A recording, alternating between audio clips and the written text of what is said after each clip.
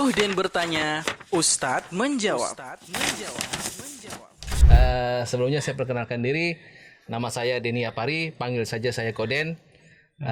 Hari ini saya bersama Ustadz Sutriyono Sardi LC. Baik, barakallah. Beliau ini dalam kedudukannya sebagai mudir Pondok Pesantren Cahaya Islam Papua Nah, di Sorong gitu. Jadi saya mungkin mulai dengan terkait dengan kalau kita biasanya untuk suami istri itu kan dikenal ada nafkah batin, ada nafkah lahir. lahir ada nafkah batin. Baik. Dan kewajiban seorang suami itu untuk memberi nafkah. Nah, sebelum kita masuk apa itu nafkah lahir, nafkah batin, kewajiban seorang suami memberi nafkah dulu ini, Ustaz. Baik. Dalam syariat itu apa landasannya dan kewajiban itu seperti apa? Kan kalau kita bicara kewajiban itu, kalau hukum itu kan ada yang namanya fardu kifayah, ada fardu ain. Nah, kewajiban bagi menafkahi seorang suami ini seperti apa, Ustaz? Bisa tolong dijelaskan? Baik, barakallahu fikum. Ya, terima kasih Ko Denny atas waktunya. Alhamdulillah, salatu wassalamu ala rasulillahi wa ba'd. Islam itu adalah agama yang sempurna. Islam agama yang adil, ya, dan Islam mengajarkan kepada kita untuk tidak berbuat zalim. Di sana ada yang namanya kewajiban, ada yang namanya hak. Kita berbicara sekarang tentang kewajiban suami terhadap keluarga atau terhadap istri. Tadi Kode ini sudah sebutkan ada yang namanya nafkah lahir, ada yang namanya nafkah batin. Benar. Ya. Nafkah lahir contohnya dalam sebuah hadis Rasulullah SAW ketika ditanya oleh seorang sahabat, dan ini unik. Orang-orang dulu hebatnya, dia bertanya bukan apa hak saya, tapi apa hak orang lain terhadap saya, atau apa kewajiban saya. Maka sahabat ini bertanya, ya Rasul, ma hakku azwajina au zaujina alaina. Apa hak istri kami, pasangan kami terhadap kami? Maka Rasul menjawab apa? An tut'imaha idza ta'imta wa an taksuha idza kasauta. Kamu memberi makan dia, memberi nafkah lahir berupa makanan, ya. Kalau ini kita sebut pangan, ya. Pangan. Kemudian kamu memberi makan kepada dia ketika engkau makan. Artinya makanan sesuai dengan kemampuan kita. Jangan sampai kita hanya mikirin diri sendiri makan, anak istri tidak diberikan haknya. Kalau kita makan, kita mampu memberi nafkah untuk diri kita, maka keluarga kita, istri kita juga berhak untuk hal tersebut. Wa an taksuha idza kasauta, memberi sandang. Kalau kita pakaian, ya, sandang ini pakaian. Artinya semua itu nanti koridornya pada hal yang ma'ruf sesuai kemampuan suami.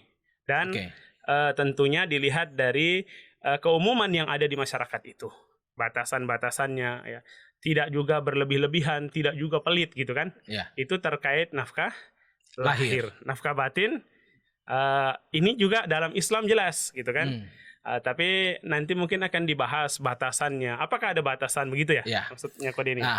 Tapi sebelum saya masuk lagi, Ustaz, dari hadis tadi terkait yang ada sandang pangan. Ini kan kita biasa papan itu juga termasuk di situ, Ustaz. Papan juga. Dalam banyak keterangan bahwasanya menyediakan tempat tinggal untuk istri. Menyediakan tempat tinggal. Tempat tinggal. Artinya ini kewajiban mutlak. Kewajiban, kewajiban yang harus dipenuhi. Harus dipenuhi. Sebagai seorang suami terhadap seorang istri. suami. Yang perlu dipahami, menyediakan tempat tinggal atau papan tadi, ya, itu bukan berarti dia harus punya rumah sendiri, apalagi dengan ketentuan rumah mewah segala macam lengkap, ya. Rumah sesuai dengan kemampuan dia, bahkan jika dia harus ngontrak.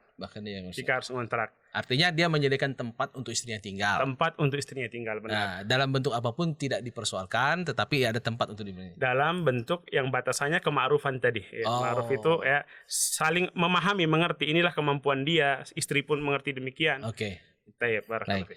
Oke, kita sampai situ dulu terkait dengan nafkah lahir. Berarti sekarang kita ke nafkah batin, Ustadz. Baik, silakan. Nafkah batin ini kan ukurannya sulit. Baik. Kalau bagi laki-laki, kalau kita laki-laki itu kan mungkin persoalan-persoalan batin itu kan nggak terlalu menjadi persoalan bagi kita. Baik. Kadang-kadang malah kalau setahu saya laki-laki itu lebih banyak menyembunyikan dia punya batin daripada bukan sebaliknya dibicarakan. bukan sebaliknya. Ini kan kebiasaan umum. Kalau saya ada curhat-curhatan, laki-laki kan jarang curhat, Ustaz. Saya pengetahuan saya laki-laki itu jarang curhat. Kami kalau kumpul-kumpul di antara teman-teman, jarang kita mau curhat-curhatan terkait dengan kita punya keadaan Benar, pribadi. untuk hal itu ya. Ya, jadi makanya saya mau tahu batasannya apa sih kalau untuk terkait dengan nafkah lahir? Berarti suami kepada istri. Suami ya? kepada istri. Barakallahu fiik. Pernikahan ini adalah yang pertama yang sebelum saya langsung menjawab pertanyaan itu. Pernikahan ini adalah sarana yang Allah Subhanahu wa taala jadikan kita untuk bisa saling ta'awun, membentuk keluarga yang bahagia, yang bukan hanya di dunia tapi bisa sama-sama di surga. Tapi tadi sudah kita singgung di awal, ada yang namanya hak, ada yang namanya kewajiban. Kewajiban terkait tentang nafkah batin kepada istri. Mungkin pembahasannya ini 18 ke atas ya. Sekarang 19 tahun ke atas karena usia pernikahan di negara kita Ya, 19 tahun ya. 18 tahun, Ustaz. 19 tahun terakhir saya. Terakhir 19 tahun. Ya, oke. Iya. Artinya 19 karena tahun soalnya ke anak itu kan di bawah 18 tahun, Ustaz. Iya. Sebenarnya bukan batas usia, sebenarnya boleh menikah di bawah 18 tetapi perlu izin dari orang pengadilan. tua. Sekarang juga termasuk dari pengadilan kan Ya, begitu, Ustaz. dan belum dapat ini kalau di bawah 19 tahun belum dapat surat nikah katanya. Iya. Nanti tunggu pas 19 tahun baru boleh dikeluarkan surat nikahnya. Ini bahasan lain ya. Ini bahasan lain. Keluar sedikit. Paham ya. Baik. Ya, oke. Kita kembali ke pembahasan tadi, topik kita tentang nafkah batin. Ya. Nafkah batin secara eksplisit disebutkan secara khusus ini berapa kali gitu. Ya. Ya memang enggak ada, tapi enggak ada yang secara sorih ya tegas bahwasanya ini menyebutkan batasannya sekian-sekian kayak modelnya SOP gitu enggak. Ya. Tapi kalau kita mengkaji di dalam Al-Qur'an, hadis gitu kan, ada para ulama di sana menjelaskan dari hasil kajian-kajian mereka ya, ada beberapa kesimpulan. Ya.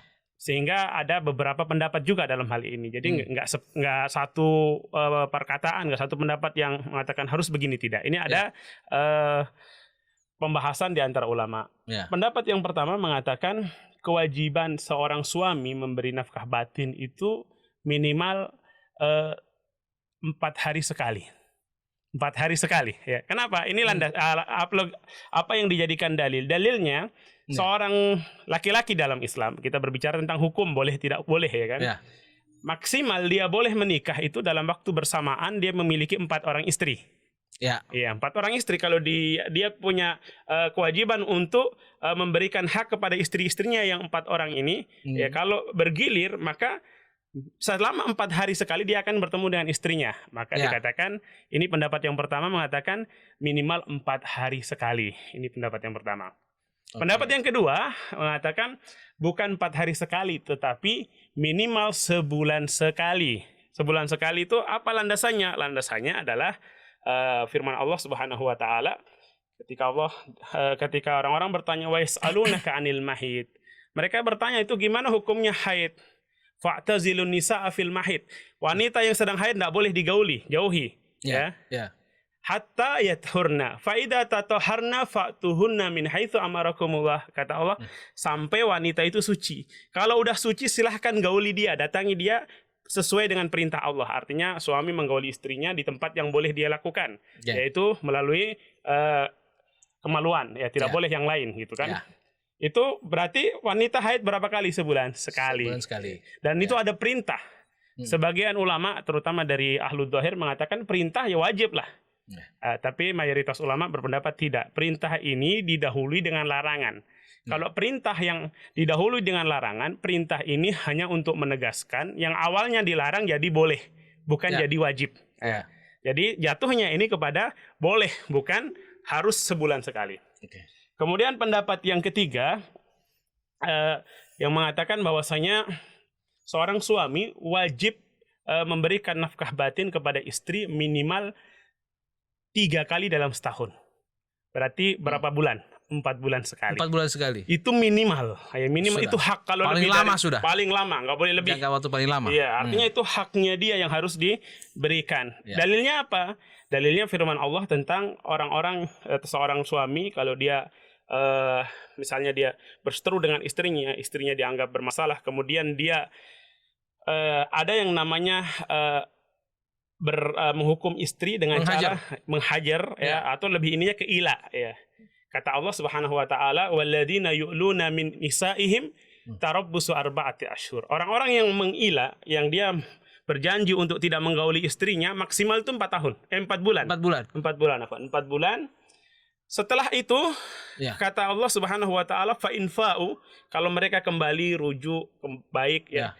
maka Allah Maha Pengampun. Tapi kalau tidak, mereka fa in azamu talaq, kalau mereka ternyata nggak mau kembali, berpisah, Lebih baik.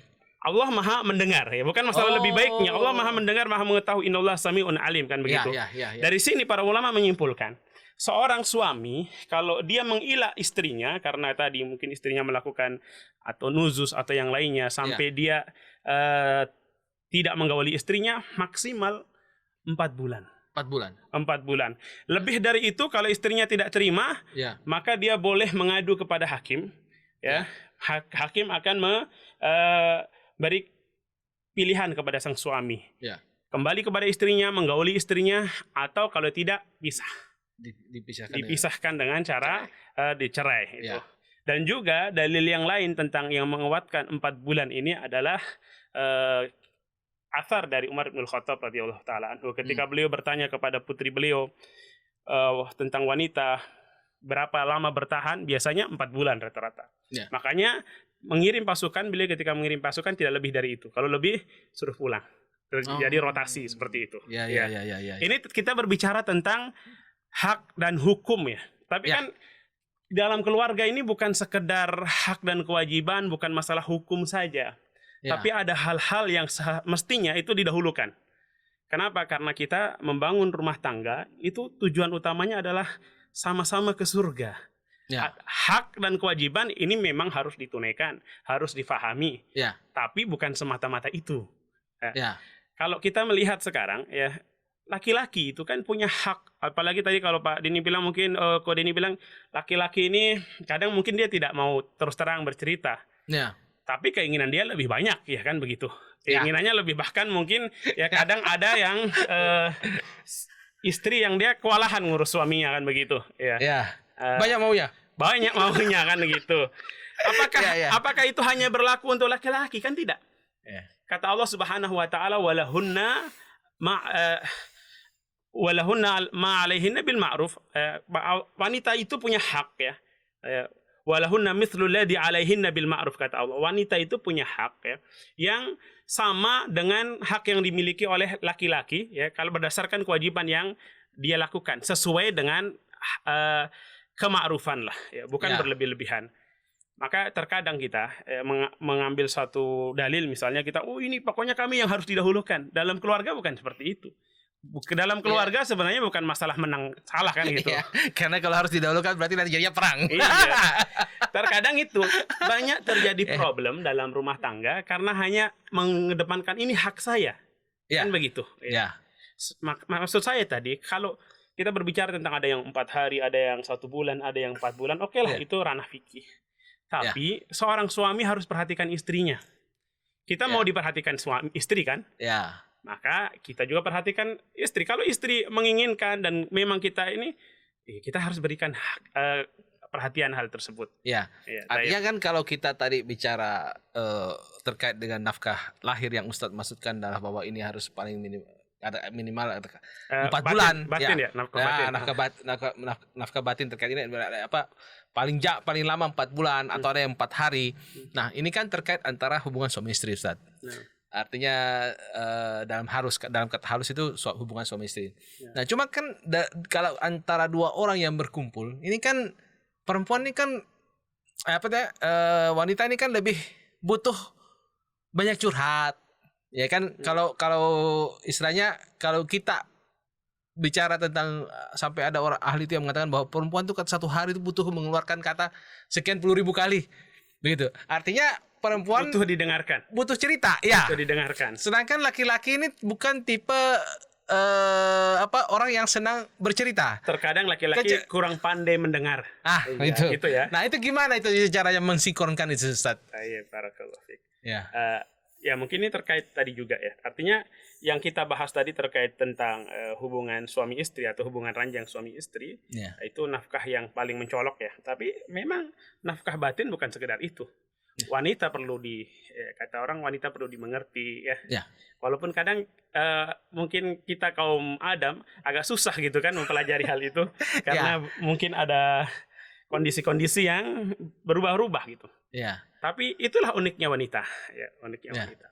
Terkait tentang termasuk mendengar, ya, kemudian hal-hal yang lain, bersikap baik kepada istri, memperlakukan istri bil ma'ruf, kan muasyarah bil ma'ruf, ini bagian dari hak mereka. Bukankah Rasul mengatakan khairukum li ahli wa ana khairukum li ahli? Yang terbaik di antara kalian yang paling baik kepada keluarganya, kepada istrinya. Ya. Dan saya, kata Rasul, sayalah yang paling baik kepada istri saya, keluarga saya. Ya. Maka di antara haknya keluarga dan kewajiban kita sebagai seorang suami adalah memperlakukan mereka dengan cara yang terbaik. Termasuk tadi belajar mendengar, walaupun kita mungkin awalnya tidak suka mendengar, kita harus tahu bahwasanya mendengar keluhan istri, terkadang mendengar curhatan istri, masalah istri, walaupun kita tidak memberikan solusi yang langsung pada hari saat itu, tapi kalau kita niatkan karena Allah, bernilai pahala. Kan begitu. Ketika kita bicara nafkah batin, Ustadz menyampaikan bahwa 4 bulan jangka paling lama. Nah, waktu kita nikah itu kan buku nikah ada sigat tahlik, Ustaz. Sigat tahlik. Sigat tahlik itu ini yang juga dijadikan dasar kalau bercerai di pengadilan agama. Itu adalah 6 bulan. 6 bulan. Jangka waktu 6 bulan suami itu tidak artinya tidak ada keterangan, tidak ada kabar, ya. Tidak Ini dalam, artinya mungkin dia pergi kemudian tidak ada kabar sama sekali.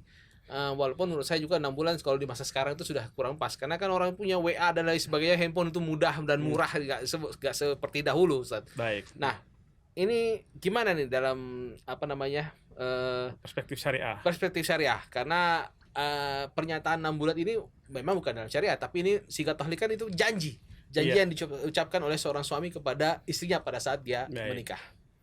Gimana nih Ustaz ini? Sigat tahlik nikah ini munculnya adalah tentu ini pandangan atau ijtihad dari waliul amr di negara kita, ya, dalam hal ini Kementerian Agama, ya, yang tujuannya adalah untuk menjaga hak-hak para wanita. Ya. Karena dulu kita dilihat banyak sekali kadang orang dia meninggalkan istri, tidak ada kabar, dulu tidak ada handphone, terus dulu ada handphone, tidak memberikan nafkah, tapi istrinya tidak bisa melakukan apa-apa karena dia dalam status sebagai istri, terikat sebagai istri, tetapi dia tidak mendapatkan haknya. Ya. Dan sebenarnya dari sisi ini membahayakan. Kalau dia tidak jelas kabarnya, tidak jelas statusnya, bisa jadi justru dia jatuh kepada maksiat misalnya. Tadi wanita itu punya hak juga, punya kebutuhan biologis juga, yang bahkan tadi menurut pendapat ulama, kalau yang paling jauh tadi kan 4 bulan, ini 6 bulan. Ya, makanya dibuat sigoh ta'lik ini, ya, sebagai kehati-hatian untuk menjaga sebenarnya. Tapi terlepas apakah ini perkara yang secara hukum apakah disyariatkan atau tidak, ini ijtihad. Tetapi saya membahas tentang maslahatnya. Mengapa dia lakukan hal tersebut, ya. Kan ada pilihan juga itu kalau kita menikah, mau baca atau tidak. Istrinya ditanya, suaminya mau disuruh baca atau tidak? Karena ini kalau baca ada konsekuensinya. Sigot ta'lik itu adalah sama dengan orang mentalak istrinya tapi dengan syarat. Misalnya kalau besok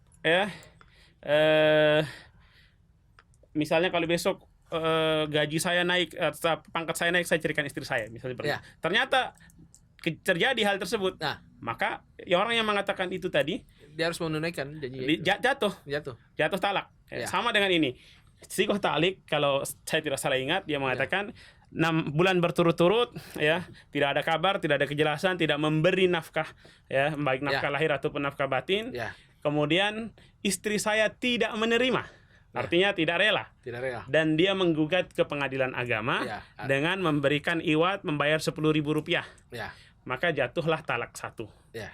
Itu baru bisa jatuh kalau 3 hal tadi terpenuhi. Dia selama 6 bulan berturut-turut tidak ada kabar, tidak memberikan nafkah, kemudian istrinya tidak rela. Kalau ternyata 10 tahun bahkan istrinya rela-rela saja, nggak apa-apa. Masih menunggu dengan saya cinta setia dengan suami saya, tidak ada masalah, ya tidak terjadi. Ya itu hebatnya wanita, Ustaz. Iya, kan seperti itu. Kalau menunggu, ada yang bisa menunggu sepanjang itu. Ya, makanya kalau tadi terkait tentang jatuh tidaknya, ya kalau terpenuhi tadi. Kemudian kalau memang sudah dibaca, yaitu konsekuensi. Kalau terpenuhi 3 hal tadi, maka akan jatuh. Kalau tidak, ya tidak. Kalau tidak, ya tidak. Tergantung apakah dia tadi membaca. perempuannya rela dan tidak. Perempuan realita. Terus tadi dia membaca kan di awal, Ya. ya membuat perjanjian tadi. Ya. Ya. Kemudian ya kita berhusnudzon bahwasannya ijtihad ini adalah untuk melindungi kaum wanita. Ya, memang. Meskipun asalnya nikah itu nggak pakai itu. Ya. Itu kan sama saja saya nikah, tapi kalau saya melakukan begini, berarti saya telah menceraikan istri saya, kan begitu? Ya. Nikah Artinya asalnya ada adalah kita syaratnya. untuk seterusnya, ya untuk seterusnya. Ya. Nah, makanya kalau diberi pilihan, ya kembali kepada tadi, Ya. biasanya keluarganya yang baca kan gitu. Padahal kan nggak harus ya, bisa jadi Ya, ini. ya. Terus yang terkait tadi kan tidak ada kabar, memang tidak ada kabar. Kalau sekarang alhamdulillah kata Kode ini tadi, WA murah apa segala macam, semua fasilitas untuk berkomunikasi mudah. Ya. Ya, tayyib. Nah, Barakallahu nah. fiik. Pasangan suami istri, apalagi yang baru menikah. Ya seperti yang baru menikah nih. Ada ya, barakallahu fiik. Ya, jadi kan kebiasaan yang berlaku di rumah, kalau di rumah itu anak laki-laki di rumah itu kan jarang pendidikan anak laki-laki itu kan cenderung tidak banyak bercerita. Jadi kan anak laki-laki itu kalau dalam keluarga itu kan artinya dituntut mandiri dan cerita. Jadi sedangkan anak perempuan itu kan di rumahnya artinya dituntut, memang kebiasaan perempuan seperti itu kan, dia bisa kedekatan gitu. Ya. Nah, ketika menikah, nah ini kan dua hal yang istilahnya shock. Mungkin juga keluarga tidak orang tua juga tidak mengajarkan cara bermuamalah dengan istrinya dan lain sebagainya, maka kadang-kadang ini sering kali terjadi menjadi pemicu pertengkaran. Ya, pertengkaran antara suami dan istri. Nah, itu. Nah, kalau terkait dengan itu Ustadz, ini sebentar. Termasuk diantaranya itu mungkin istri manja pada suami. Kadang-kadang kan ada laki-laki nggak suka orang manja. Saking hidupnya mungkin, ya artinya dia mungkin hidup dalam pendidikan yang tidak dimanja. Sehingga kemudian dapat istri kemudian suka Istrinya dimanja. manja. Atau mungkin sebaliknya Ustadz. Istrinya itu mungkin tangguh. Ya.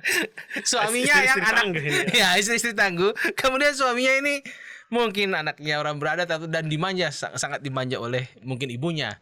Ini kan terbiasa dia. Artinya latar belakang kehidupan Jadi sosial, saya mau ya. terkait soal manja ini gimana kira-kira mensinkronkannya, mensinkronkannya Ustaz, supaya jangan ada badai di rumah. Jangan ada badai di rumah tangga. Ya. Masya Allah, tabarakallah. Ya. Sebenarnya saling manja di dalam rumah tangga, tentu dalam batasan yang porsi yang pas. Ini adalah nikmat karunia dari Allah. Ya. Perlu kita sadari bersama bahwasanya yang pertama sebelum saya ke sana, ini yang kadang problemnya adalah apa? Kita ini semangat berkeluarga, semangat nikah, tapi nggak belajar tentang gimana harus apa yang harus kita lakukan setelah menikah. Ya. Kebanyakan saya lihat, dan ini kita bisa melihat bersama lah, kebanyakan yang ada di masyarakat kita, rata-rata keluarga-keluarga baru, entah itu istri atau suami, itu dia yang ada di dalam mindsetnya adalah keluarga yang dia lihat.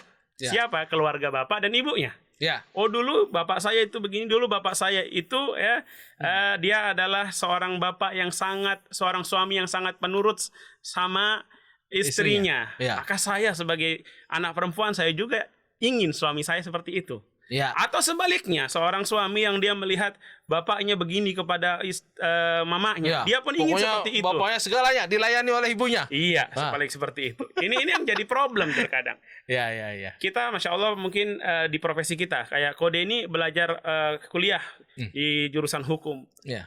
Tidak membutuhkan waktu yang sangat panjang kan, lama bertahun-tahun. Benar. Tapi itu hukum itu kan nggak setiap hari bersama dengan kita itu, padahal profesi itu oke lah kita Anda sebagai pengacara sebagai ini, tapi artinya kan ilmunya pun tidak setiap hari saya pakai. Tidak setiap hari dipakai gitu. Ya. Sedangkan ilmu untuk rumah tangga ini setiap hari kita gunakan. Iya, benar. Cuman kita belajarnya berapa lama? Sejak buka mata dari pagi sampai mau tutup mata Sampai mau tutup mata. Itu istri yang di sebelah. Istri yang di sebelah keluarga. Ini kita berapa persen waktu kita gunakan untuk belajar, untuk mempersiapkan itu kan? Ya. Terkadang orang berpikir kalau mau menikah itu siapkan kalau di masyarakat kita uang panainya, uang acaranya, maharnya itu. Pokoknya istilahnya semuanya finansial saja. Ya, walimahnya sebagus mungkin lah. Iya. Yang hal-hal seperti itu, yang dalam bentuk finansial lah ya. Ya. Tapi kalau dari segi ruhnya ini kadang belum disiapkan dengan matang. Ya, makanya ini perlu kita belajar. Perlu bahkan bukan hanya yang mau menikah atau pengantin baru, kita yang sudah pengantin berpuluh-puluh tahun lalu pun tetap harus belajar. Ya, karena Jadi dinamika dalam rumah tangga kita itu bukan rahasia rumah tangga sendiri. Iya, bukan ini yang terjadi di masyarakat kita seperti itu. Semua mungkin kita pun tidak lepas dari hal itu. Karena semua masyarakat, semua rumah tangga itu pasti tidak ada yang namanya rumah tangga itu dia flat kanan terus atau flat kiri dia terlurus terus enggak. Pasti ada di sana ada gejolak. Dan bagaimana menghadapinya? Rumah tangga Rasulullah saja ada gejolak. Iya, kan Nah, ada. ini Ustaz. Ya, Ini tapi kan bagaimana kalau menyelesaikannya? Ini kan kita yang jarang tahu ini. Iya. Rumah tangga Rasulullah tuh kadang ada gejolak. Ya, itu nanti kayaknya butuh pembahasan Oh, khusus. itu Karena rumah tangga Rasulullah ini nanti lainnya ada bahas tentang poligami ya kan. Ya, Jadi itu buat pemirsa ya, nanti suatu saat Ustaz akan nanti di ceritakan. pembahasan berikutnya. Cerita Kita kembali ceramah khusus. Oke. kembali ke Baik. topik yang ditanyakan oleh Kodeni tadi. Ya. Bagaimana keluarga istri yang manja atau sebaliknya gitu kan. Istri manja itu karunia dari Allah ya. Karena memang ya ibadah istri ya berkaitan dengan hal yang mungkin bagian orang menganggap tabu ya. Terkait ini adalah bagaimana dia bisa melayani suaminya dengan sebaik-baiknya. Manjanya istri di depan suami itu hal yang luar biasa, hal yang dituntut memang. Bahaya kalau istrinya kereng, ya kan? Istrinya suaminya berdekat, mau bikin apa? Jangan dekat-dekat saya gitu kan? Atau mungkin diancam, bahaya kan? Nanti jangan sampai ada KDRT tapi korbannya suami kan bahaya. Iya. Artinya kan justru suami sebenarnya mungkin justru lebih keluar laki-lakianya karena dibutuhkan istri. Dibutuhkan istri, betul. Begitu ya Ustaz ya? Iya. Yang jadi masalah sekarang anak-anak perempuan di luar sana yang ini dia menunjukkan sifat-sifat manjanya, feminisnya di hadapan orang-orang yang tidak semestinya. Makanya dalam Islam itu wanita yang mulia itu dia ketika di luar rumah atau di depan orang yang bukan mahram dia, bukan suami dia orang yang sangat kelihatan sangat berwibawa, orang segan, dan dia sangat pemalu. Tapi kalau di depan suaminya semua itu hilang. Dia menjadi wanita yang sangat bisa membahagiakan suaminya. Mungkin yang jadi permasalahan adalah manja yang kadang kelewat batas. Manja maunya dia sama-sama terus-terus. Kapan si abang ini mau cari nafkah? Kapan abang ini mau menjalankan tugas gitu kan? Maunya sama terus. Apalagi kalau pas ini biasanya pengantin baru kan gitu. Nggak mau berpisah kan. Semenit tak berjumpa rasanya 1000 tahun kan gitu. Jam pulang kerja harus pulang kerja Ustaz. Jam pulang kerja nggak boleh lembur. Nggak boleh lembur dan segala macam. Jadi tentu ini harus difahamkan. Makanya dari awal yang sebelumnya kita suami istri kan tidak saling kenal. Tidak saling kenal. Orang yang memang orang tidak ada hubungan, ya kan? Kemudian mereka hidup bersama harus menyesuaikan kekurangan dan kelebihan masing-masing. Kalau pas masa-masa pengantin baru itu semua nggak terasa, nggak dianggap, semuanya pokoknya indah aja lah. Kalau masa pengantin baru lagi, itu kan masih semangat-semangatnya. Iya. Kata orang lagi di mabuk cinta, dunia milik berdua yang lain ngontrakan gitu. Betul. Masalah ini timbul biasanya ketika sudah berjalan beberapa bulan, 3-6 bulan atau sampai yang bertahun-tahun. Tentu ini harus kita sebagai pasangan kita harus saling menyadari kita punya hak, punya kewajiban tadi.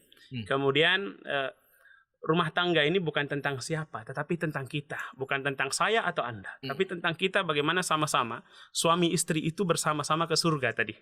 Harus saling bantu ya.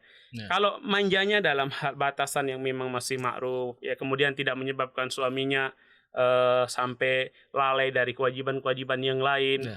Suami harus belajar memanjakan istri itu suatu kebaikan, suatu hal dianjurkan dalam Islam. Ibnu Abbas beliau mengatakan, inilah atazayyanu linisa kama uhibbu an tatazayyanu almar'atu li. Saya akan berhias untuk istri saya sebagaimana saya ingin istri saya berhias untuk saya.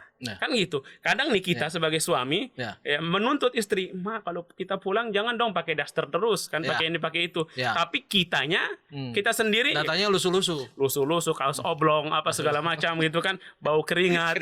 Ya, kadang orang bilang keringat kan itu yang diinginkan istri ya. Itu Yang penting keringat ada lampirannya gitu kan. Ya. Tapi terkadang ini kita nggak fair gitu, nggak fair. Ya. Ya. Makanya sebagai seorang suami kita juga harus melihat kondisi kita. Ya. Kalau istri tadi manja segala macam, ya kita menyesuaikan. Nah, kita menyesuaikan dalam artian batasan-batasan yang masih bisa diterima. Ya, Sebaliknya kalau suami begitu rindu, sayang istri terus, ini bagus. Ya. Yang jadi masalah istri manja sama orang lain. Atau suami manja sama orang lain yang ini kan jadi masalah. Makanya potensi tadi harus dijaga, terus dibuat supaya stabil. Satu hal yang kadang kita lupa, pernikahan itu adalah jalan menuju surga. Tapi ketika seorang wanita muslimah dengan seorang muslim sudah bersatu dalam rumah tangga, mereka berdua jadi targetnya setan. Dalam sebuah hadis Rasulullah SAW mengatakan, iblis itu membangun rumahnya di atas air. Datang dia punya pasukan-pasukan setan. Dia bilang, saya sudah buat ini, saya sudah buat ini, saya sudah lakukan ini. Kok belum bikin apa-apa? Saya pernah dengar ya. Sampai dia bilang apa? Ini la azalu, saya terus ganggu mereka sampai saya berhasil membuat pasangan muslim dan muslimah bercerai. Apa kata si iblis? Anta. Nikmah syaitan anta. Setan yang paling top ente. Ente setan yang paling bagus. Ta'ala didekatkan ke singgasananya iblis. Artinya apa? Pernikahan atau rumah tangga seorang muslim, muslimah, ya, ini adalah jadi target oleh setan tadi. Kita harus bisa mengantisipasinya. Jangan sampai kita jadi suami, ya, jadi justru membantu setan. Ya. Begitu juga sebaliknya. Maka kita berusaha selain Komitmen, kita Ustaz, ya. ya komitmen, kita tahu bahwasanya kita ini dalam ini supaya kita satu visi dan misi kan sama gitu lah. Benar. Tujuannya sama. Nah, ini masih terkait dengan ini apa namanya antara suami dan istri. Sampai kan kita ya artinya kita pernah dengar, saya juga lupa dari mana. Dikatakan bahwa apa ini Ustaz, siapa? Syekh Meng. Iya. Ya, kan yang dia bilang bahwa laki-laki itu kepala keluarga tapi lehernya itu istri. Jadi mau belok ke kiri, mau belok ke kanan itu tergantung sama leher, bukan sama kepala. Nah, bagaimana menyikapi artinya begini kan kadang-kadang istri itu kan saya sudah ikut kau begitu kan, artinya sudah harus nurut kamu tapi semua keputusan suami yang ambil, bukan istri yang ambil katanya. Nah, maunya kan ya artinya istri itu mungkin mau menurut sedikit peran lah. Artinya bahwa didiskusikan bersama-sama sebagai keputusan bersama begitu Ustaz. Nah, bagaimana sikap suami Ustaz? Karena kan kadang-kadang ada suami tuh merasa saya yang cari uang kok. Begitu. Karena ini saya yang cari uang ini saya dapat, maka saya yang berhak menentukan saya maunya apa. Baik, Begitu Ustaz. Ya. Ini fenomena yang memang kita lihat banyak di masyarakat, bahkan sebagian orang menganggap lumrah, memang atau bahkan sebagian menganggap memang harus gitu ya. Ada sampai ungkapan tadi, memang suami itu kepala rumah tangga tapi lehernya istri. Jadi mau geleng kanan, geleng kiri atau manggut juga ikut istri. Mestinya tidak demikian. Laki-laki itu adalah kepala rumah tangga, artinya dia pemimpin yang bertanggung jawab atas diri dan semua anggota keluarganya termasuk istrinya. Makanya Allah katakan apa? Ar-rijalu qawwamuna 'alan nisa. Kaum laki-laki itu adalah pemimpin bagi wanita, ya, terutama dalam rumah tangga. Atas apa? Bima faddalallahu ba'dahum 'ala ba'. Karena Allah memang menjadikan laki-laki tugasnya di situ. Ditambah lagi bima anfaqu min amwalihim wa bima anfaqu min amwalihim. Dan juga karena laki-laki punya kewajiban untuk menafkahi keluarganya. Tapi bukan berarti semua keputusan itu tentang kebaikan, apalagi tentang anak-anak, tentang ini rumah tangga yang semuanya ini terus harus suami jadi orang yang otoriter, tidak demikian. Bahkan dalam banyak hal yang lebih besar dari itu pun Rasulullah mencontohkan musyawarah itu penting. Apalagi musyawarah dengan partner hidup kita yang kita ingin sama-sama ke surga. Makanya suami dia pemimpin, dia punya tanggung jawab, tetapi istri adalah partnernya. Bagaimana dia membangun rumah tangga. Bukan dia sendiri. Istri ini bukan pekerja kita atau bukan karyawan kita yang kita kasih pekerjakan ini tugasnya. Seakan-akan istri itu hanya kalau orang bilang itu ya masak, ya apalagi maca, mana kata dia. Dia hanya Masak di dapur. masak di dapur, Mana berhias. itu di kamar tidur. Kemudian tugas kamar tidur bukan itu. Dia adalah partner bagaimana kita ingin mendidik, membawa ke anak kita, keluarga kita. Artinya bagaimana kemana-mananya. keluarga ini mau jalan ya Mau harus jalan, sama-sama antara harus suami dan sama-sama. istri. Iya. Begitu Ustaz ya. Iya, benar. Iya nih. Namun tentu yang jadi patokan tadi adalah mana yang diambil, mana yang benar itu yang paling bermanfaat bagi keluarga sesuai dengan syariat Islam. Sesuai dengan syariat. Bukan karena saya ini atau saya itu. Tadi saya singgung di awal, rumah tangga bukan terkait dengan saya bukan, tapi tentang kita bersama. Tidak mungkin kita sendiri. Bahkan kalau kita analogikan sebagai kapal, bahtera, ada nahkoda. Apakah nahkoda dia berangkat sendiri? Ada yang bagian bagaimana membantu mengarahkan, ya kan? Apa istilahnya? Kalau ini navigator. Kan navigator bukan nahkoda sendiri. Ya. Dan bagian ngurusin anak-anak apa semua itu tidak bisa semuanya dilakukan oleh satu orang.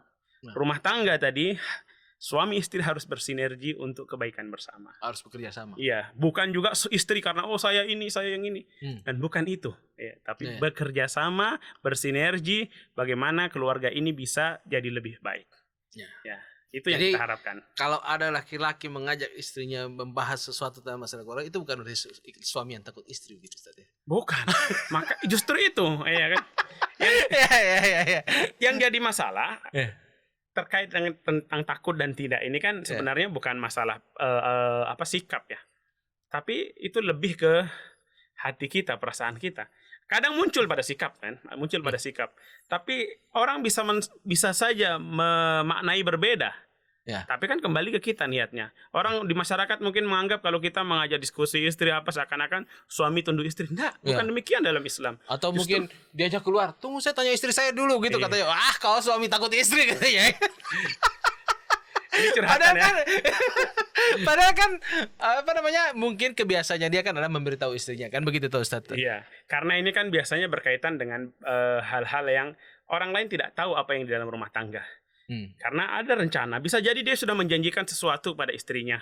Ketika dia harus dia harus sebagai seorang pemimpin, dia harus jadi teladan bahwasanya dia pegang kata-kata, dia punya janji dia harus tepati. Ya, kalau dia tidak bisa, dia minta udzur pada istrinya karena dia sudah berjanji misalnya.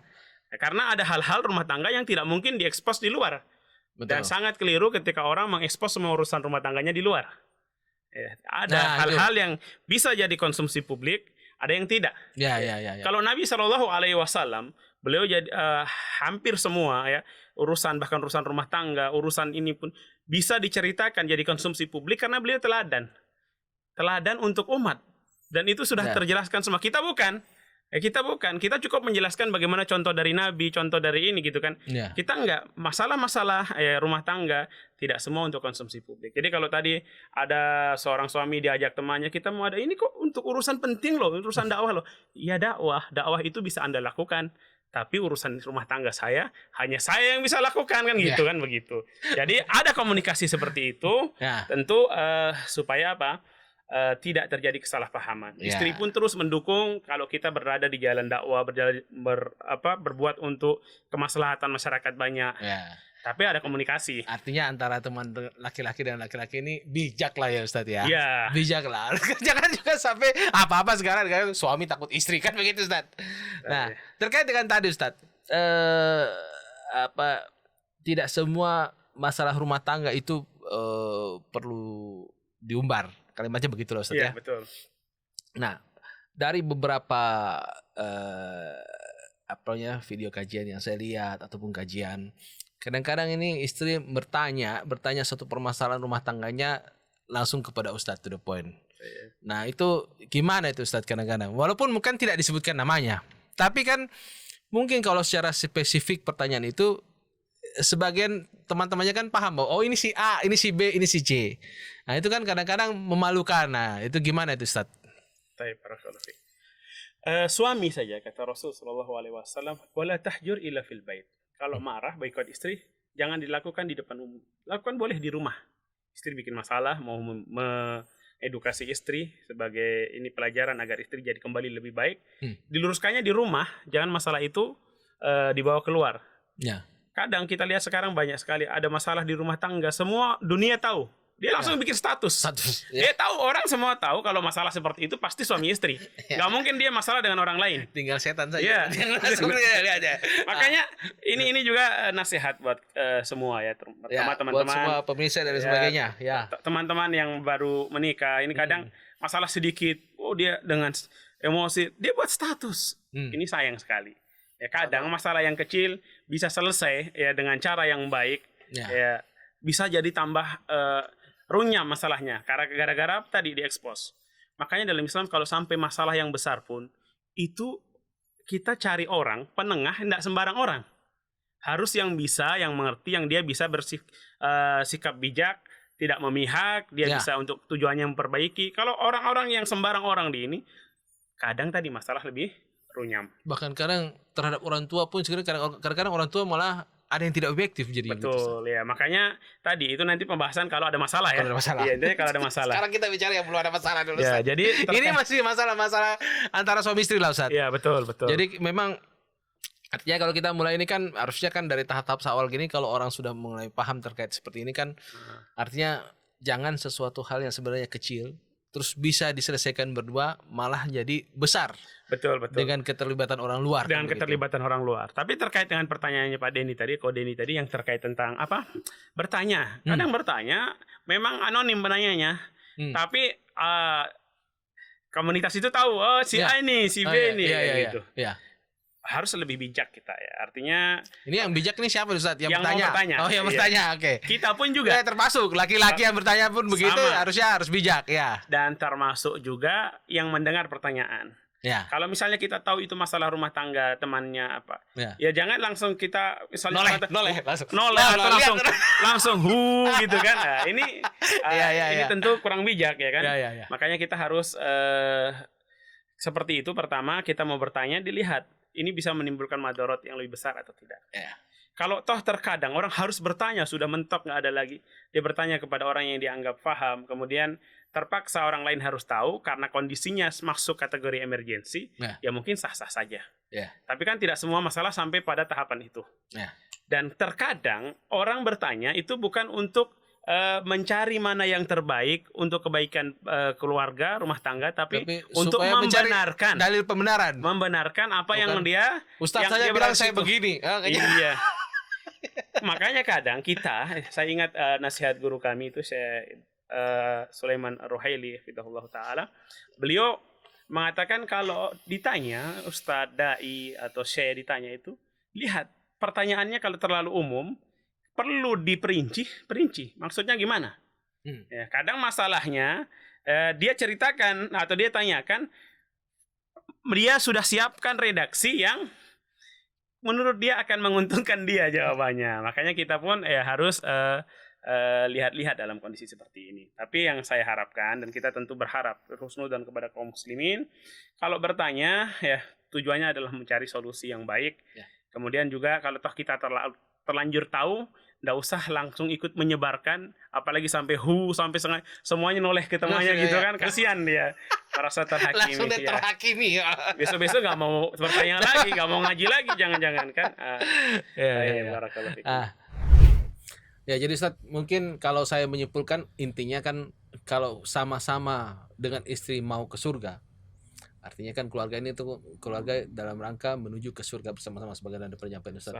Berarti mungkin konsep ego, keakuan ini kan ini yang harus ditekan. Jangan semua serba aku, suami serba aku, lalu kemudian istri juga serba aku atau serba saya. Nah, yang jadi kadang-kadang persoalan lagi Ustadz, ini suami ini punya hobi gitu. Suami punya hobi yang bagus-bagus ya. Ya, hobi yang bagus-bagus ya Ustadz. Kalau ya tergantung Ustadz, karena kan ada juga yang mungkin senang motor, senang ngoprek motornya, senang modifikasi motor, senang modifikasi mobil. Ya, ada juga yang senang mobilnya bagus-bagus. Atau mungkin ada yang senang pelihara binatang Ustaz. Pelihara binatang. Atau main game. Main PlayStation gitu. Atau mungkin senang olahraga Ustaz. Baik. Ya, apalagi kan kalau mohon maaf bukan buat dulu yang suka olahraga Ustaz. Naik sepeda atau apa. Kemudian intinya menurut istri itu hobi yang hanya menyenangkan suami saja. Atau juga mungkin sebaliknya lah suami. Menurutnya istrinya senangnya ngumpul sama teman-temannya arisan. Ya. Gitu Ustaz. Ya, jadi kan artinya kebutuhan akan bersosialisasi atau menyalurkan apa Hobinya itu hobi, bakat, keinginan, passion ya. lah, gitu lah. Tapi kemudian apa ya, tidak Berdampak. dipahami oleh pasangan.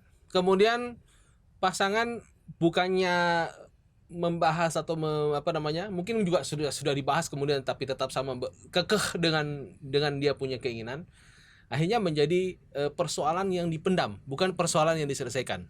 Nah ini kadang-kadang saya membaca Suatu ketika bisa muncul gitu suatu ya. ketika muncul, kamu kan begini, kamu kan begini, kamu kan begini. Ya itu kan yang ya kan pertengkaran kan kadang-kadang begitu Ustaz. Kalau kita melihat sudah di hal-hal yang istilahnya ternyata selama ini dia pendam sebagai suatu persoalan, diungkit dan ditumpahkan sekaligus pada saat ada persoalan yang pertengkaran lah ya, misalkan seperti itu. Gimana ini Ustaz ya? Barakallahu fikum. Hobi, ya orang punya hobi selama hobinya itu baik dan bermanfaat, itu sah-sah saja, boleh-boleh saja. Bahkan kalau itu bisa menambah semangat dia untuk melakukan kebaikan-kebaikan yang lain. Ya. Seperti tadi hobi, misalnya dia hobi ngoprek motor, kemudian mungkin nanti motornya bagus, dijual, dibeli motor baru lagi, kan gitu ya. Ada hasilnya untuk rumah tangga misalnya. Nggak ada masalah, sah-sah saja. Hobi olahraga juga bagus. Tapi tentu kalau kaitannya hal-hal seperti ini harus proporsional, tidak berlebih-lebihan. Ya. Semua hal kalau berlebih-lebihan itu tidak bagus. Ya. Bahkan dalam hal ibadah saja, kalau tatarannya adalah ibadah sunnah, sampai menyebabkan kelalaian terhadap kewajiban itu tidak boleh. Padahal ini ibadah.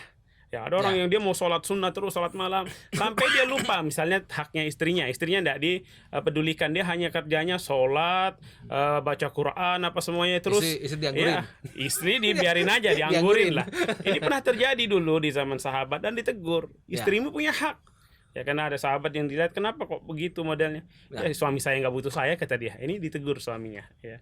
Maka apalagi kalau itu terkait dengan hobi-hobi tadi. Apalagi kalau hobinya yang dalam tanda kutip tadi seperti main game, ya kan? Ya mending mainin istri kan gitu daripada main game kan. Berpahala gitu kan. Ya istri-istri. Kalimatnya dalam tanda kutip mainin. Bukan mempermainkan istri ya. Itu berpahala gitu kan ya. Bukankah Rasulullah SAW ketika ditanya seseorang menyalurkan syahwatnya kepada istrinya, dia dapat pahala? Iya, karena kalau dia salurkan di yang haram dapat dosa. Makanya saya bilang tadi mending mainin istri daripada main game, main hal-hal yang tidak bermanfaat gitu kan. Istri juga malah makin senang. Iya, istri makin bahagia, makin sayang, makin cinta. Dan kita terkadang perlu mensiasati ya hobi. Kadang yang jadi masalah adalah ketika kita hobi-hobi tersebut kita terus cari tempatnya lain gitu kan, apalagi hobinya nongkrong sama teman-teman, ini kan kurang bagus kalau tidak dibatasi gitu ngopi, kan. Ngopi.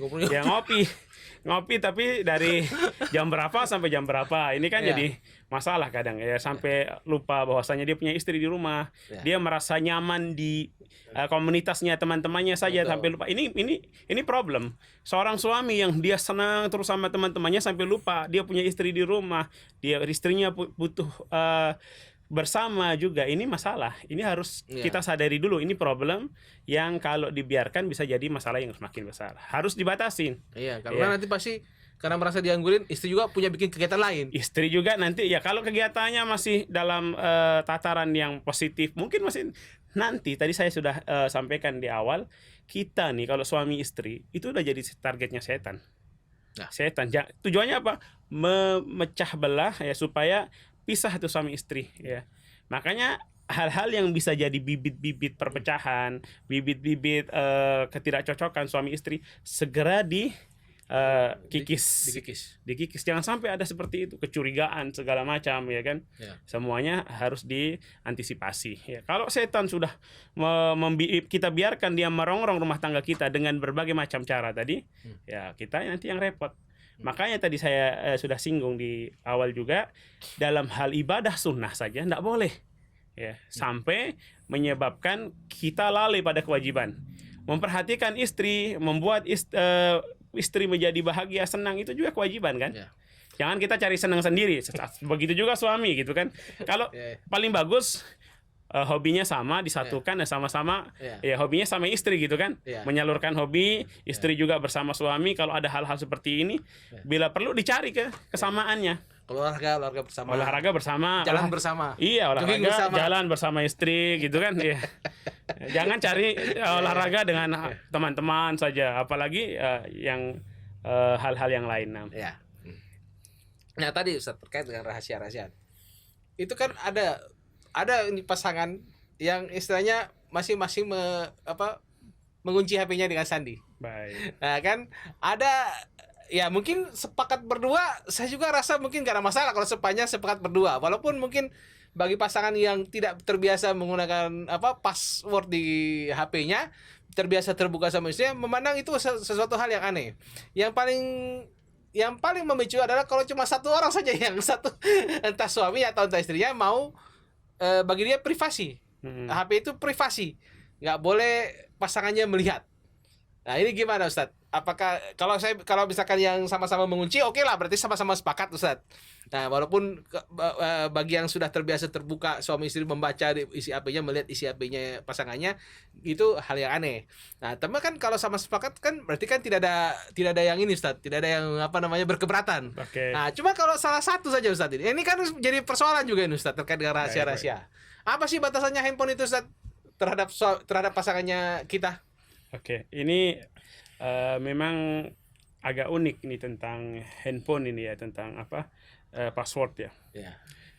Secara asal hal-hal yang berkaitan dengan rumah tangga kita, ya kita harus fair sama keluarga. Apalagi kalau itu adalah bibit-bibit ketidakpercayaan. Ini asalnya.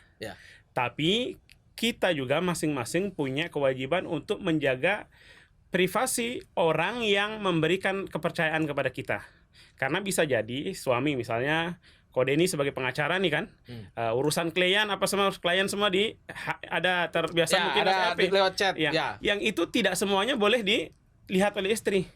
Ada batasan-batasan kan, tidak semua. Sama misalnya saya sebagai ustadz ada yang konsultasi terkait tentang masalah rumah tangga tadi. Kan tidak boleh hal-hal seperti itu istri saya tahu tanpa izin dari yang punya masalah tadi. Karena itu aib yang berkaitan dengan aib orang misalnya. Maka biasanya mestinya dia bisa, tapi dalam batas-batasan, dan dia bisa mengukur. Istri jangan terlalu kepo, suami juga jangan terlalu kepo dengan apa yang di handphone. Artinya dalam batasan dia tahu.